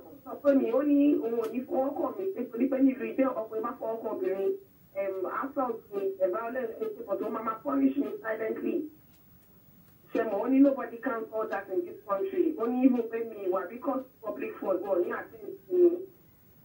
Because every time, yeah. Only I don't have public funds. So when it was the stock count. So we have any of them, but talking is most of them push a passport. came father. If I go home, I can start all over. I can start all over. What we feel that she passport or what we feel of stranded. Stranded. To know what to woman so. And he's still doing that till date. And this is someone that came to Nigeria. Talking about what's Nigeria. He lay yummy. Not because it's from my state. You know that mom media will wear. Why did one see that want to go and stay in the hotel? We have a big house here. Why don't you? And the media apartment is similar in Olewa. You know, my mom is him as family. But the one not to watch a wedding or what I want you. My mom is not someone that fucking discriminates. We all live together like we have family. Me, my only chance for me, taking me what my fashion. But more than she know even what she did. In fact, don't change pata. You know what? Jeremy. Jeremy, you know my family is single mother. You know, need with some of my losing the ball. So just putting me go quick on it. Meanwhile, this time, you know, some of me has 3 kids from 3 other women. I think you only change more. Only 3 kids from 3 other women. Other years, I follow to mom and tell him to pray for my things. Him and pray for my things, Lojoko. New year, when he must pray for my things, Lojoko, and say what they send me £5 in feedback if you round it. When he must pray for my things, Lojoko. And now, if you do my daughter's passport, I don't know what steps to take. I don't know what, because I don't know anybody here. Could I see about Nigerian British passport somewhere? Money. But you know what? If you have your 2.5 years, it's still running. You haven't run out, Abby. Don't cry. See if you can find time to see me. Okay, ma'am. And then we'll see what we can do. Okay. Thank you, ma'am. Okay. You just heard that young lady, very depressed, very, very depressed. She was brought into the country by her husband under spouse visa. So she came in legally. But she was turned to something else entirely in the UK the moment she got pregnant. And they started abusing her, maltreat her. Now, there is evidence that she's in a relationship she's not happy. And it's called domestic violence. It could be emotional violence. It might not be physical one. So you need to be aware of that. You know, it might not be physical violence. But there has to be an evidence towards that. Hello? Yeah, hi there. Hello? Yeah, hi. Yeah, please, lawyer show. Speaking, yeah, please, carry on. Yes, ma'am. Actually, you confused the money, I think in March. And almost in May. So February, you have appeal going on at the moment in court. Yeah, but I'll be going for the appeal itself in March. But what? I'll be going for the appeal in March. Okay, then Omo nko kile so nipa Omo. Omo mi o ma pe 10 in May. Omo pe 10 abi? But you can't do anything about that child until that child clocks 10 in May. Yeah, what I'm asking is, what are my chances? Judge is independent. I can't think from judge angle. Because I've seen cases that once papa refuse because of quite step on their toes before. So if you have a partner and they know 2 of you together, there is every possibility that it will affect you. No, I don't have a you are the only one. That should give you about 80% chance of success. And also, I'm making social worker in the children's report. Only with the battery among you that please do one for. Only can shake in social worker independent report. You can do that. You can do that, but not really show independence report. What about the social worker itself? Do you have one? No, I don't have one. I have to pay for this one. So why do you want to do independence report? Yes, probably just I tell you what you can do. Let me assess your case myself. I will know if it's going to succeed. call my office directly and book appointments. I'm not telling you to leave your lawyer. Stay with your lawyer, but come for consultation. Okay, ma'am. Yeah. Yeah, bye. That was a different question entirely to do with law, you know. But on the face value of it, yeah, that lady that called before this lady called, she's going through hell in her relationship. I am not there, so I run out of conclusion. I am not there. But then my power within law is that I should advise her that she may be entitled to indefinite leave to remain, regardless of how many weeks she has spent on the 2.5 years. It doesn't matter. She might be entitled to indefinite leave to remain, but I need to see evidence of that domestic violence. Hello? Hello, ma'am. Ekasa, we are on a live program, Shema. First,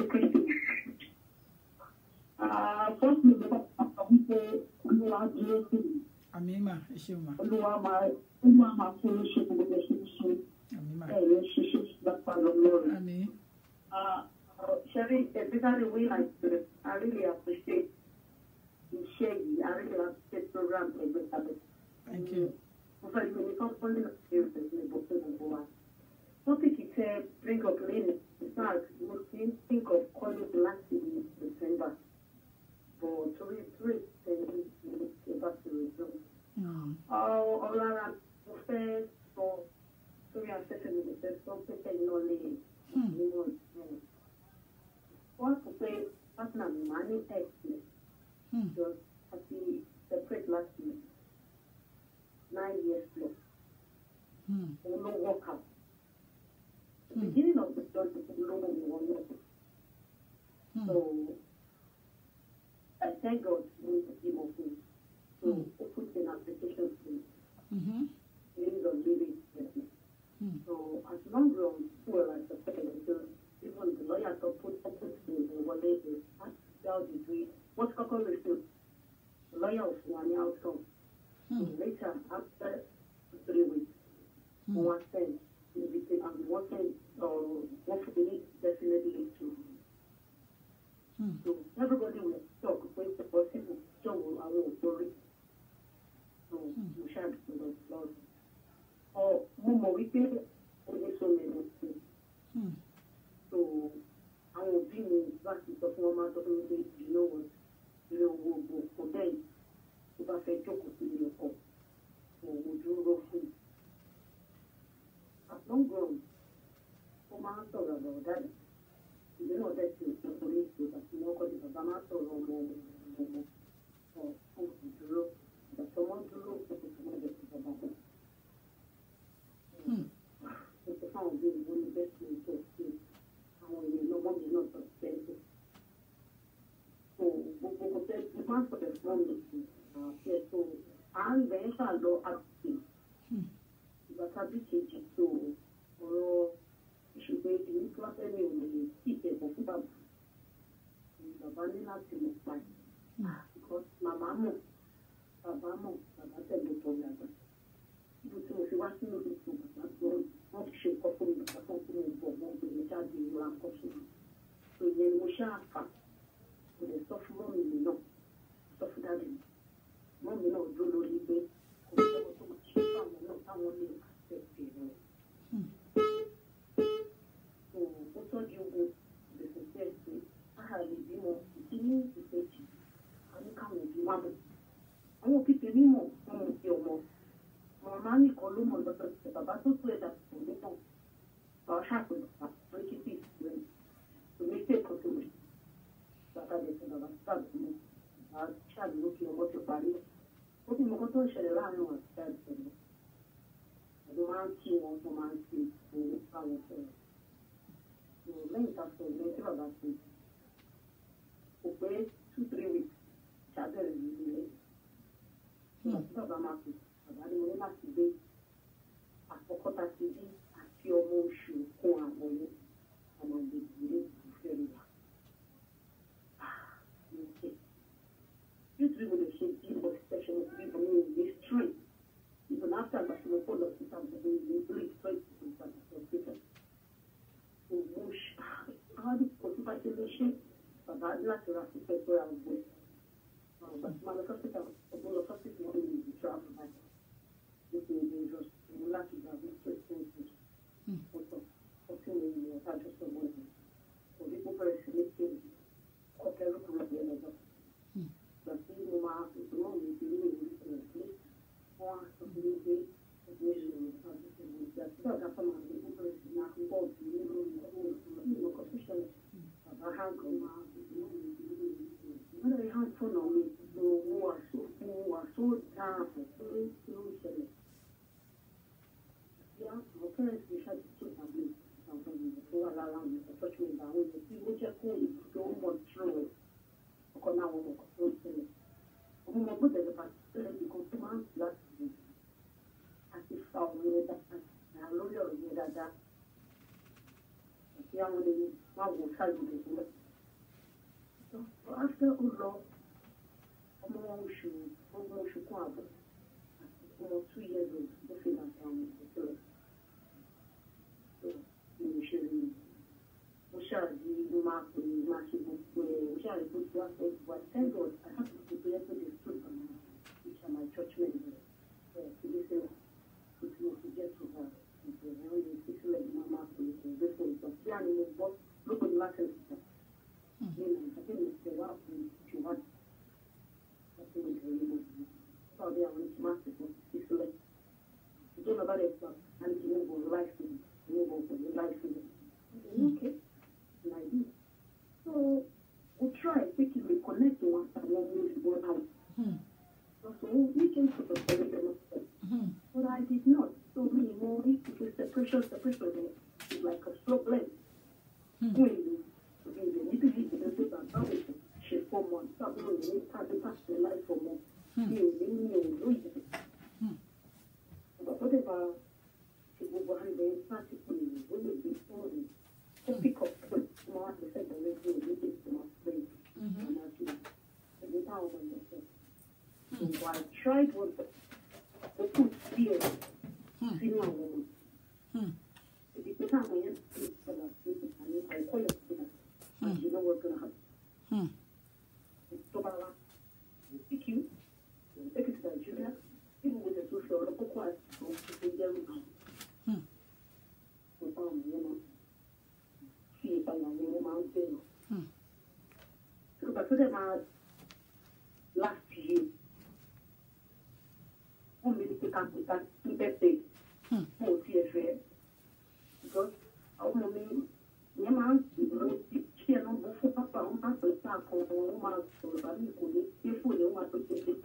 people are complaining about your volume that is a bit low, that they hardly hear you. Can we round up so that we can allow somebody else to talk before I leave online? Can we? Oh, okay. So last year, last year, one hour after now, last year, because hello, ma. Yeah, I'm here. Okay, ma. To cut it short now, last year, he now called and he said, you did not even have to one more to take it.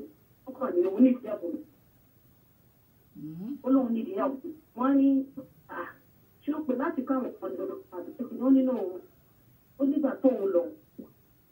Where we said, Padawa, there's money to people.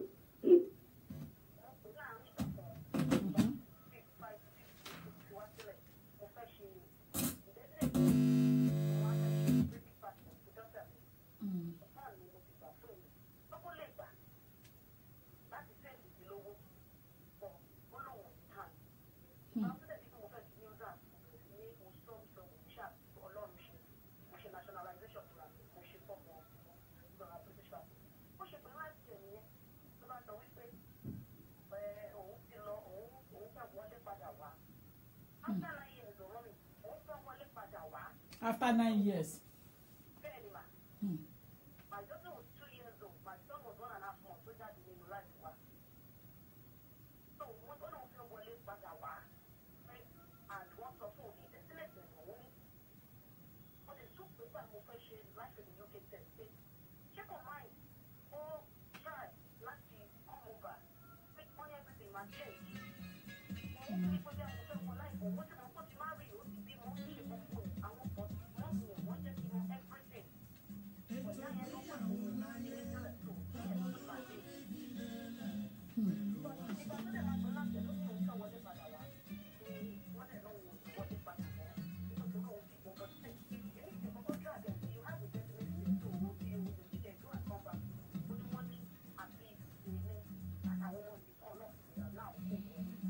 Okay, let me round you up here because people are not really getting it together, you know. Yeah, so that I can put it back to them later on. Try to understand. Thank you.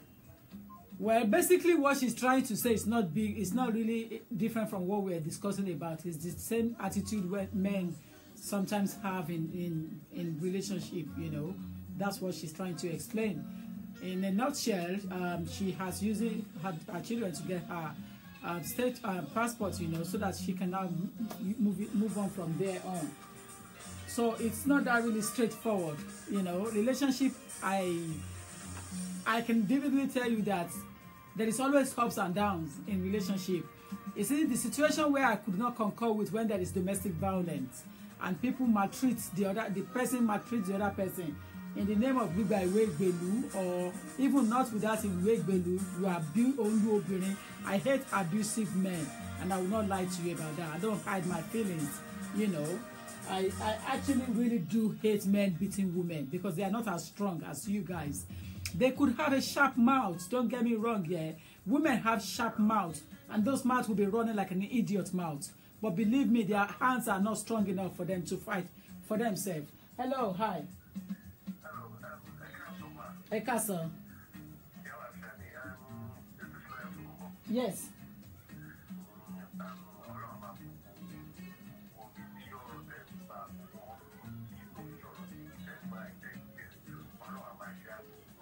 Amen.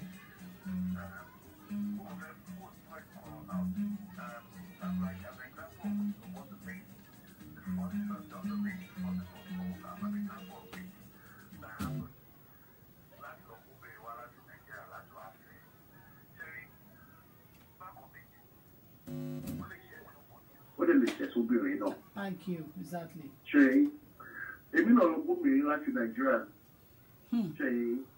And you are forward to get me our Nigerian man say. I'm actually any way. I have to take opportunity of I.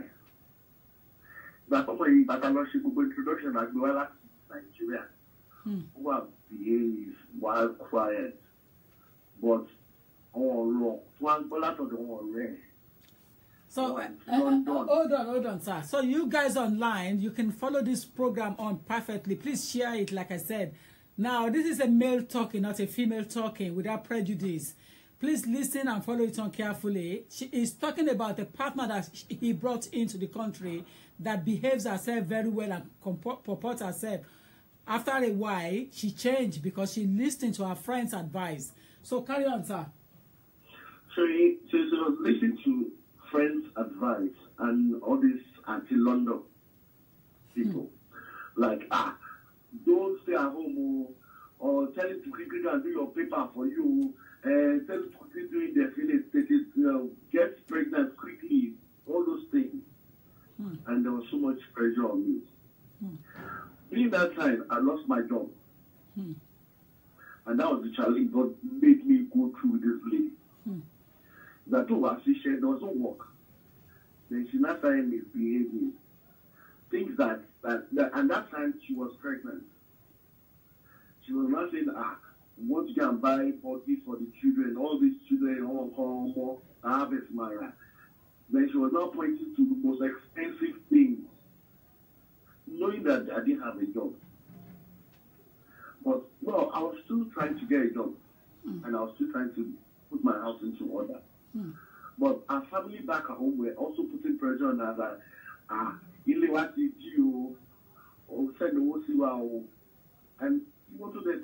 I can't push you up to start working.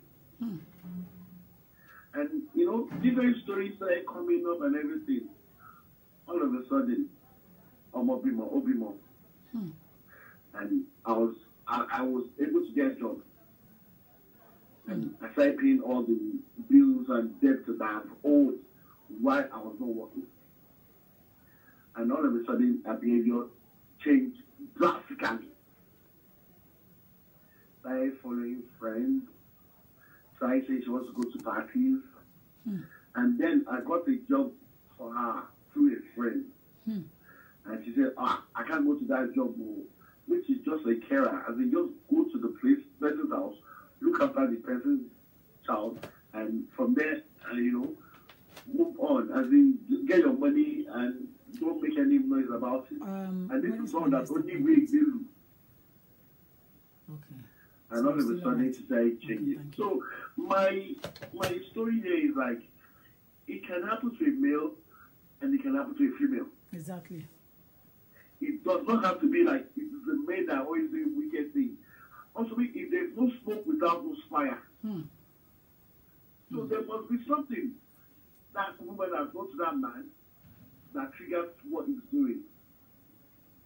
And I cannot say it for anybody, or I can only say for myself that they are wicked in men and they are wicked in also women. She left this country with my child. I had to go back home to go and fight for my child to come back here. And there was all sorts of rubbish said.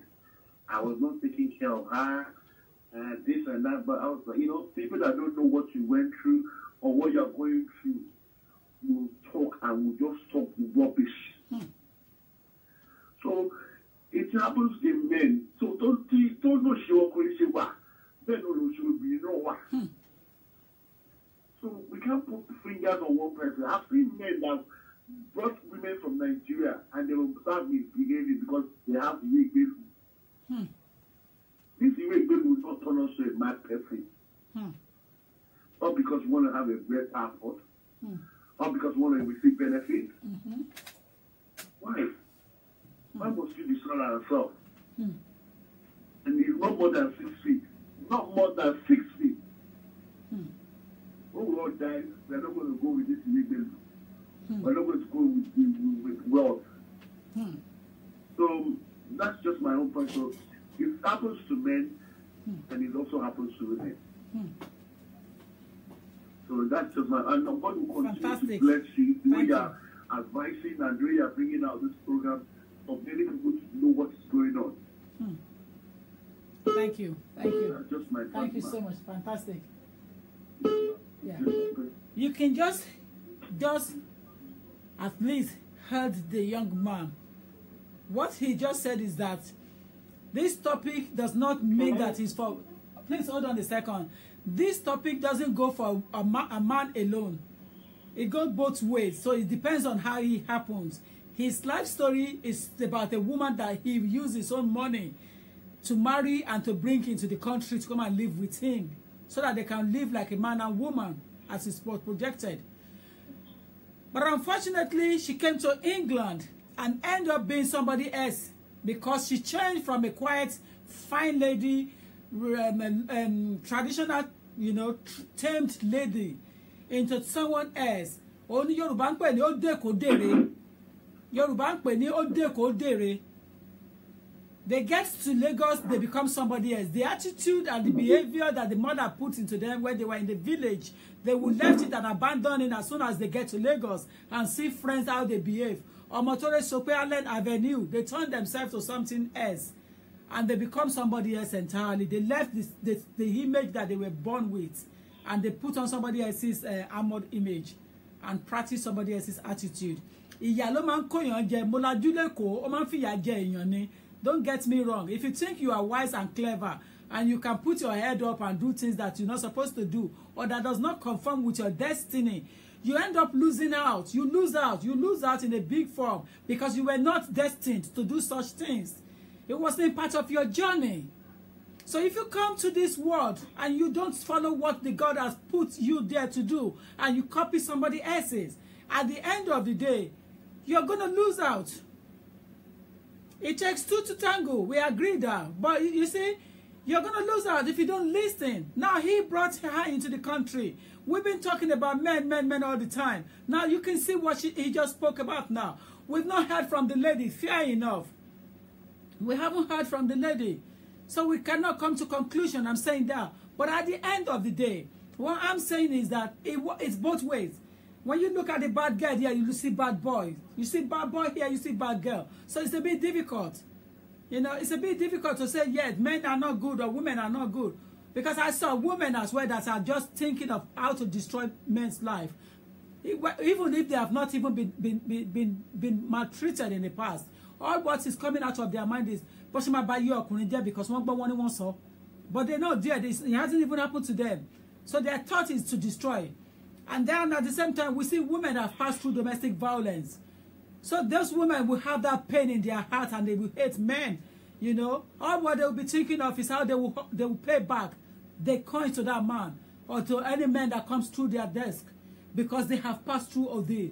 You see, it is only grace of God that can even help everybody in relationship now. It's not easy at all. You are just there blindfolded sometimes. You see it and say, what are you doing? You know? But then when you look about this again, you think about the third parties.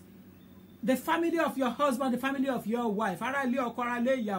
Those are the devil in disguise again. And that one, I've spoken about that topic before. I will come back onto that topic. They have a lot of impact to take in relationship, whether physically or spiritually or morally. Those arale or korale yawo are dangerous sometimes. And if care is not taken, there can never be a sweet relationship because there's a third party already that is not happy with your happiness. Even the woman that has a mother doesn't know that ìyá òun ló ń ṣe òun. Ó dẹ̀ ń bá fẹ́ ìyá ẹ̀ dẹ̀ fẹ́ràn ẹ̀. Ìyá ẹ̀ ló ń ba ayé ẹ̀ jẹ́. Ìyá tó ń ṣe tí ò lè gbà. Á dẹ̀ máa sọ pé pẹ̀lú ọkọ mi, you're all right, you're all right. Wàá dẹ̀ rò pé ìyá ẹ̀ fẹ́ràn ẹ̀. Ṣùgbọ́n ìyá ẹ̀ ti dá májẹ̀mú wípé òun ò fẹ́ kó o nílé ọkọ. Kò dẹ̀ sí nǹkan tó mọ̀ ń ṣe o lè nílé ọkọ. As long as ìyá ẹ̀ bá ti mọ̀, you can never be happy in your life because ó ti dá májẹ̀mú pẹ̀lú àwọn olùlẹ̀ kan. So when we look at relationship, it is not something anybody can talk about if you don't have experience. If you're not widely open with your eyes, you cannot talk about relationship. You know, you're only just going to be jumping into conclusion and you'll be guilty of it because you don't know what is happening in relationship. There is so many things happening. There's so much happening in relationship. Hello? Hello? Yeah, carry on. I can't for that. Professor, the story today, ma'am. Okay, please. Ọkọ tẹ̀lé mú èèyàn wá láti Nàìjíríà. Gbàgbà tí mo dé sí ìlú òyìnbó, ó wá change nígbà tí mo lóyún. But before ọkọ tó change, àwọn ẹbí ọkọ tẹ̀lé, wọ́n máa yọ mí lẹ́nu especially lẹ́nu gbà lọ́yún kí n padà sí ilé ní Nàìjíríà.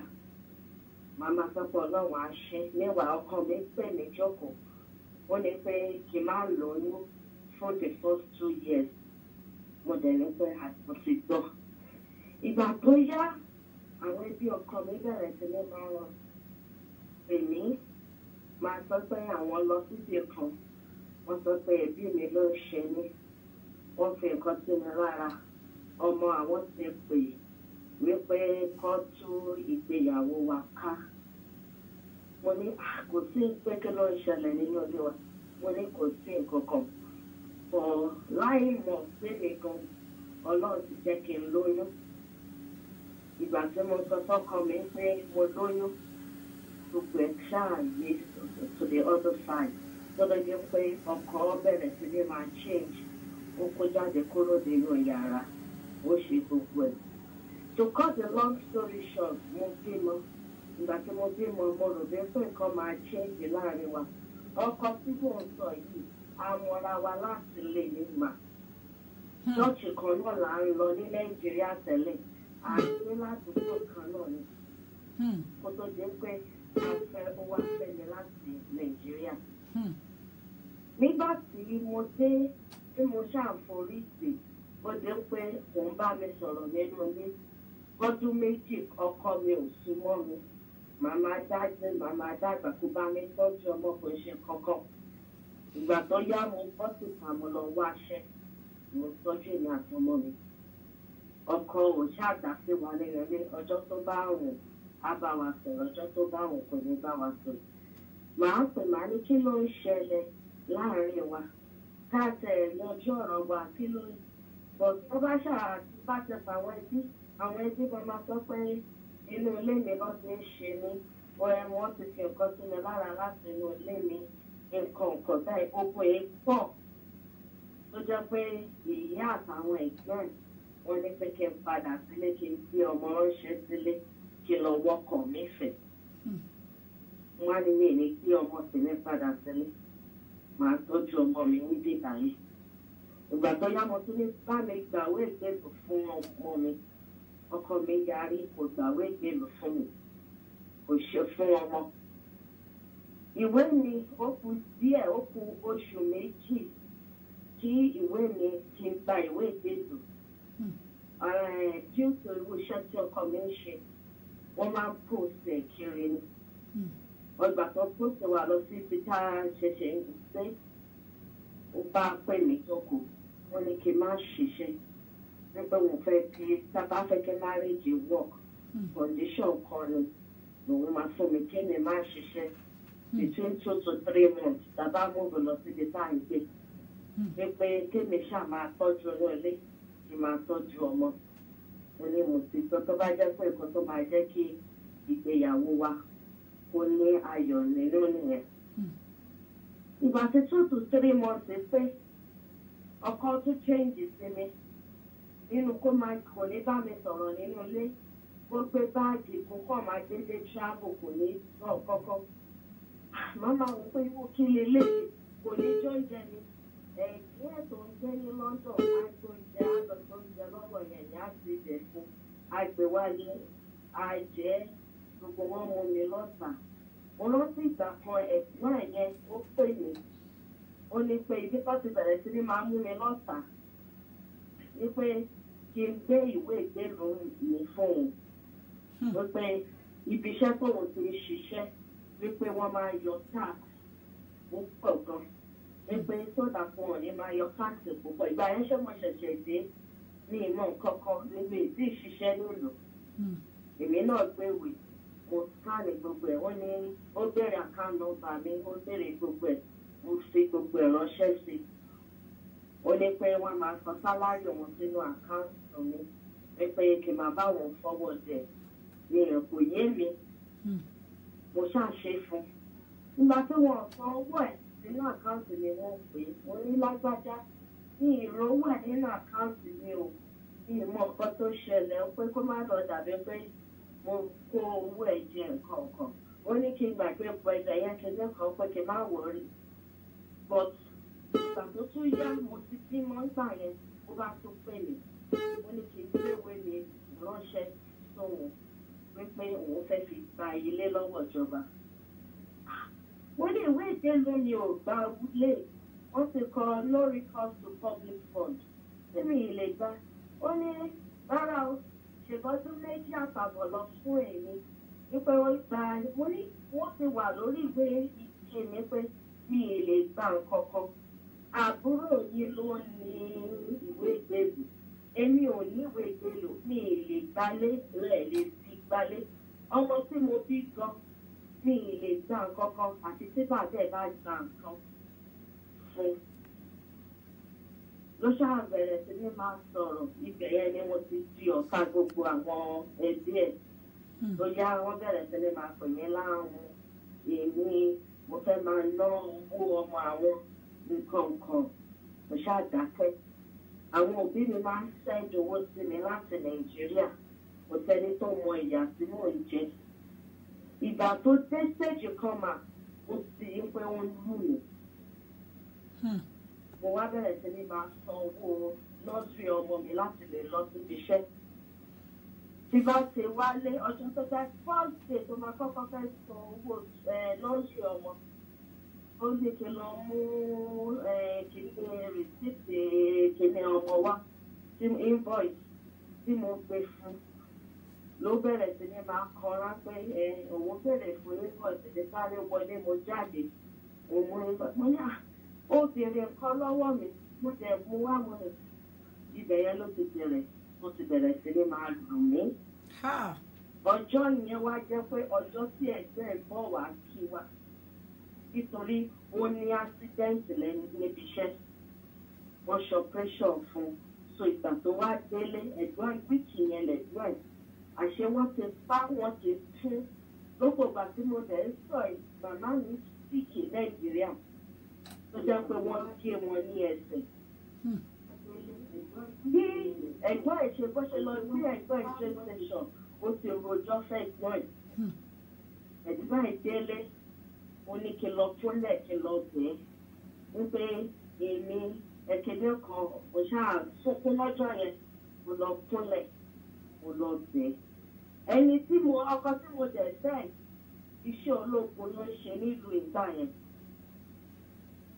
Mo wá sọ fún lọ́jọ́ yẹn mo ní bó ṣe lù mí tó ṣe ń ṣe mí tí bá gbéra tí bá lọ fẹjọ́ ẹ̀. Tó lọ report he will go to prison and he will be demoted. Bí ó ṣe bẹ̀rẹ̀ yẹn pé kéèmí lọ kéèmí ṣe nǹkan. Ó mà ní luck ibi tó ṣe sí o. Mo wá dákẹ́. He's very, very lucky. A military man. Military men and boxers must not beat women. Boxers, àwọn tó ń jẹ̀ṣẹ́, wọn ò gbọ́dọ̀ ná obìnrin. Prison ni. Because they are trained. They are trained against it. Only lucky o. Ẹgbẹ́ tí ó ti pe Nàìjíríà. Ó ti fẹjọ́ kò mọ ìdí ọ̀rọ̀ lọ́wọ́ mọ́ kọ́kọ́. Ọkọ tí mo fẹ́ gbogbo wedding picture wa ó ti finá jó ó ti jó akọ tètè bẹ̀rẹ̀ sí ní máa àkọjẹ́ nínú ilé. Kí ló ń ṣẹlẹ̀? Mo ṣáà máa wò ìgbà tó wá ní pé I work on our marriage. Ìgbà tí ó ti wà ìyá yẹn ti wá pọ̀ jù. Òun náà rí pé òun náà ó bẹ̀ mo lè ní pé kò sí wàhálà ká continue. Wọ́n wá post ẹ̀ wá sí tóbi. Ibi tó wá gbé wa sí àṣẹ wọ́n ti plan fún mi. Ojú bí ọ̀sẹ̀ kejì ká mú mi ìdíṣẹ́ mọ́ tó ti ní kí n má ṣiṣẹ́. Ìyá mi ó kú. Ọjọ́ tí ìyá mi kú mo lọ pe ọkọ mi níbi yàrá tó ń sùn pé ìyá mi ti kú kò dìde lórí bẹ́ẹ̀dì. Mo padà èmi nìkan. Ọmọ mi ti fẹ́ pé ọmọ méjì ọdún méjì gbà yẹn mo gbọ́ ọmọ yẹn má yà ara ẹ̀ ò yá mò ń sunkún mò ń dáràn nínú ilé. Nígbà tá a máa fọ̀rọ̀ ọkọ mi gbé báàgì láàárọ̀ ọjọ́ kejì ó travel. Ọjọ́ kẹta kò tó ọjọ́ kẹta lẹ́tà wá láti ibi tó ti ṣiṣẹ́ wípé kéèsì aṣọ́kọ́ mi ti lọ síbi iṣẹ́ mo ti lọ sọ fún wọn pé ìgbéyàwó wa ti káwọ́ dàrú kọ́ fóun nílé mi. Mi mọ̀. Àṣé àwọn yẹn ti kọ lẹ́tà títí kò dá wọn lóhùn. Àwọn yẹn bá lọ sí close the case wa. Lẹ́tà délé mo bá pe ọkọ ìgbà tó dé láyé wíkẹ̀. Mo ní lẹ́tà yìí mo fi hàn mo ní kí ló wà ọ́ lè bá orúkọ àwa méjèèjì ló wà lórí ẹ̀. Mo kàn déédé rí pé gbogbo lẹ́tà òun wá sínú ilé mọ́. Ó ní tẹ́lẹ̀ èmi máa tó gbọ́ èsì. Wípé tẹ́lẹ̀ bá gbọ́ èsì mi máa mo ṣáà dákẹ́. Ìgbà gbogbo pàtí mò ń sọ ìpò ìṣèwé fún ọmọ mi. Ó dẹ̀ po oṣù méjì kí n gba ìdẹ́fínì. Ọkọ bá bẹ̀rẹ̀ sí ní máa sọ fún mi. Òun ò ní tọwọ́ bọ ìwé anybody. Òun ò ní ṣe bá ìṣe àdákẹ́. Mo bá gbéra lọ́jọ́ kan tó travel. Mo bá ní kí n lọ sí ibi iṣẹ́. Ṣé wọ́n ní yúlíìtì fún àwa ìyàwó? Mo bá débẹ̀ mo bá fẹ́ àwọn yẹn bá bẹ̀rẹ̀ sí ní máa tan pèpè lẹ́tà.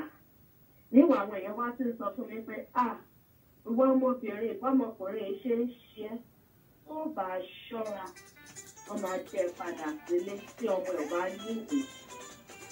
Wípé ìwé tọ́mọ ẹ bá fi lè gba British passport nǹkan tó tún lè fi dúró sílùú ìlú yẹn wá bó ṣe máa kà. Mo bá gbéra mi ìníṣẹ́ mi ò lówó mo ò ní ìkọ̀kọ̀. Mo bá lọ sí mo sọ pé mo lọ gbà wẹ̀. Mo bá lọ kó wá sẹ́ni tó máa pa fún ọmọ mi. Bí mo ṣe lọ síbi iṣẹ́ ọkọ mi yẹn wọ́n náà ṣe gbé àánú dìde fún mi nìyẹn. Ọ̀gá tó wá jẹ́ ọ̀gá pátápátá lórí rẹ́gímẹ̀ntì ṣé wọ́n ṣẹ̀ṣẹ̀ kó sí ẹni ìyẹn ti tọwọ́ ti sáìnì ìwé kó tó rí aláìsá ohun ọmọ wa fún 2 or 5 years tí wọ́n béèrè fún pé kí ló dé tí àwọn ọmọọṣẹ́ òun ṣe gbé ìwé wá fún mi. Ọ̀gá yẹn ṣàṣetọ́ pé òkè òun tẹ̀ ti sáìnì ìwé ọmọ mi kí má wọlé pé ti bá ní ẹni ìṣó pé ṣé ọkọ mi wípé ọkọ mi ò sí ilé wípé ṣé káwọn bá mi kún lé kọ́ máa wọlé torí ẹrù bẹ̀rẹ̀ sí ní máa bà mí pé kò gbọ́dọ̀ mọ̀ pé mo wá síbi iṣẹ́ òun. bẹ́ẹ̀ni. mo ṣáà lọ mú lẹ́tà ló bá ní bá lọ sọ fọ́ọ̀mù yẹn nù. ṣé kí ni ìyá mi ti fẹ́ jù bẹ́ríà mò ń pláàni láti lọ́lé lọ ṣe bẹ́ríà pẹ̀lú ìyá mi. mo sọ fọ́kọ mi oníṣó lè bá mi dúró ti ọmọ kẹsàrẹ́ lọ nàìjíríà kí lọ ṣe bẹ́ríà ìyá mi torí alákọ̀ọ́bí mi ní. ọkọ mi ṣàlàyé òun ti gbọ́ bí nǹkan ṣe pè mí ní òròjọ́ kan láti nàìjíríà rẹ̀ wípé èèyàn kan gbọ́ ní tí wọ́n ti ń ṣe ìpàdé lálẹ́ àtàwọn ẹ̀gbẹ́ wọ́n ti ń ṣe ìpàdé wípé tèmi bá wá sí nàìjíríà mi ì ní padà sílé mọ́. wípé ẹni yẹn bá ní pé ṣé ó pọn dandan kí n wá sílé ni lẹ́nu yẹn ṣàlùyẹ pé ibo mo fẹ́ kí ọmọ mi sí mo ní ọwọ́ ọkọ mi ni ọmọ máa wá wípé ó máa gbààyè ní ibi iṣẹ́ ìyẹn bá ní kí n má kí ọmọ mi sílẹ̀ o wípé torí òun mọ́bi tó ti fẹ́ bá yọ sí i. To cut the long story short ma ibi tẹ́mi ṣe lọ bá àwọn ibi iṣẹ́ pé lẹ́tà tó ṣẹ̀dẹ̀ sílé táwọn yẹn ṣe ń wá ìpè lẹ́tà àṣé ọjọ́ tí wọ́n máa ń sin ìyá mi gẹ́gọ́ mo kàn change mind mi ní lọ nàìjíríà mọ̀ ní ìwà sọ fọ́pọ̀ mi ọkọ mi ọjọ́ yẹn ló wá sínú ilé mo wá sọ fọ́kọ mi pé ọmọ mi pé kó má tọ́jú ọmọ mọ́ wípé màá lọ gbé ọmọ fún ẹ̀gbọ́n bàbá mi wípé kọ́ bá mi wò kó má ṣe àfẹ́kì ibi iṣẹ́ lẹ́yìn ìgbà tí ẹ̀yàn yẹn tó ta mí lórobó bí ọkọ mi ṣe pé ẹ̀gbọ́n bàbá mi nìyẹn wípé òun fẹ́ wá gbé ọmọ ẹ̀gbọ́n bàbá mi ní ọmọ ọ̀sẹ̀ lọ́jọ́ àwọn lọ́ba ní kó lọ́mọ wà ìyẹn náà wọn ọmọ bí tọ́mọ wà bí ọkọ ṣe wálé lọ́jọ́ tó ń sin ìyá mi gọ́gọ́gọ́gọ́gọ́ àní jáde náà lé máa ó ṣe wá palẹ̀ mọ́ gbogbo inú ilé nìyẹn ó ẹni gbogbo inú ilé tó ṣe lọ tó ṣe kẹrẹ tó ṣe jáde ó wá wọn gbé ìyá mi sínú kòtò. ó wá empty gbogbo inú ilé. inú ilé bẹ́ẹ̀ ni màá wá kó gbogbo ẹrù nínú ilé. ó lè dùn mo wá wò pé ọkọ tó ń palẹ̀ mọ́ tó gbé báàlì wá láti wá kó gbogbo ẹrù nínú ilé. kí ló kúkú mo kúkú ti lọ sáyìn ìwé kó kúkú tọwọ́ bọ ibi tí ọmọ ti máa ìyí ti lọ gba pásítọ̀tì ọmọ mi bí ìdánmọ́dún ti máa rí náà. àṣé gbogbo ìgbà tó fi wá sílé náà láǹkó ẹrù ó ti gbé lẹ́tà yìí ó ti kọ letter of resignation ó ti lọ fún bọ́dé ibi iṣẹ́ kò fẹ́ kí anybody mọ ibi tó wọ́n máa wà mọ́. mo bá gbé fọ́ọ̀mù sí ọ̀gá ẹ̀ passport ní mo gbé fún mo ní kó sack bó ṣe rí orúkọ ẹni tó wà tó cancel sign fún wa bó ṣe bẹ̀rẹ̀ sí ní máa pariwo nìyẹn báwo lèmi ṣe dọ́dọ̀ ẹ̀ odindi kọ̀mándà kìíní kankan lọ́kàn bá ní àwọn kìíní wẹ́fẹ̀ẹ́ lọ́rọ́ mi lọ́bẹ̀ lọ́fẹ̀sọ bó ṣe wà first láti sign passport form ọmọ mi for almost 2 years tí wọ́n fi ń bẹ̀ tí kò ṣe. ìgbà tó yá bá tó kọ́ sí love story ṣó ti kúrò lé ló bá tó lọ bá wọn níbi iṣẹ́ ṣé ilé ibi iṣẹ́ lórí ló fún wa nílé wọn ni kò sílé lórí orí èmi àtọmọ àwọn yẹn gba ìlú ìgbà yẹn ni ó bá bẹ̀rẹ̀ sí ni máa fún mi kò sọ̀rọ̀ tí ò sọ tán kò sí nǹkan tí wọn ò sọ tán pé èmi mo fa ásídẹ́ǹtì tó ṣẹlẹ̀ èmi mo ṣe kinní kan wípé mo lọ ṣògùn mo ní ṣe ìlú òyìnbó yìí ni mo ti mọ babaláwo tí mo lọ ṣògùn sí ẹ ìgbà tó ṣàyàṣá mo ṣáà lọ sí oníkèmí wá bẹ́ẹ̀ ṣe máa lọ parasite lè ní kéde wá bẹ́ẹ̀ ṣe máa fa ẹ̀kọ́ ẹrù tẹ̀lé èmi kan ní kó wọn òkùnkùn nídìí ọmọ mo gbé ọmọ mo lọ sọ́ọ̀tì níbi iṣẹ́ àwọn yẹn sáà àwọn ọ̀gá yẹn dúró sí mi gbà yẹn àwọn yẹn àṣírí wá tún ìgbà táwọn yẹn bẹ̀rẹ̀ sí ní máa interrogate mi wọ́n ṣe everything àwọn yẹn bá ní káwọn máa sanction ni wípé but only on one condition wípé kí n lọ fẹjọ́ sùn fún ọlọ́pàá káwọn tó take action ojú mi ò gbà wípé mo fẹ́ kẹ́ bá mi ṣògbéyàwó mi ni ìfẹ́ kí ó dàrú. I have to go now. I have to go. I've got a long queue waiting out there for me. I have to go now. When you want to do it, 2 o'clock. Mo gbọ́dọ̀ pass ẹnu iṣẹ́. What is your phone number? Okay, I would text you my phone number. I don't know who we're going to but text me again. Okay, ma. Okay. I will call you back to continue this when I finish my work. Okay. But I want to go back into my afternoon work now. Okay.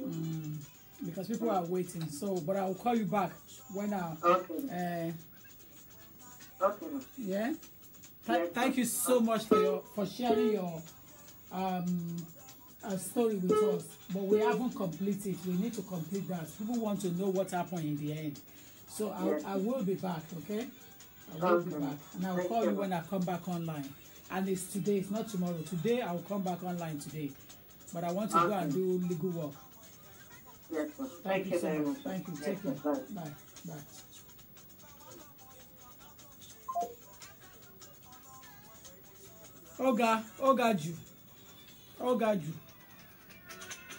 Ogaju. There is nothing more than taking Padawan because what people do left. But I have to go now. I have to go. We will be back. I'll be back today don't worry. Definitely I'll be back today. But I don't give time. But I will definitely be back today. Okay? So I want to appreciate you. I will alert you. I'm coming back today. Thank you so much, everyone. Thank you. Take care, guys. I need to go now. The queue is heavy for me. Thank you. I love you guys.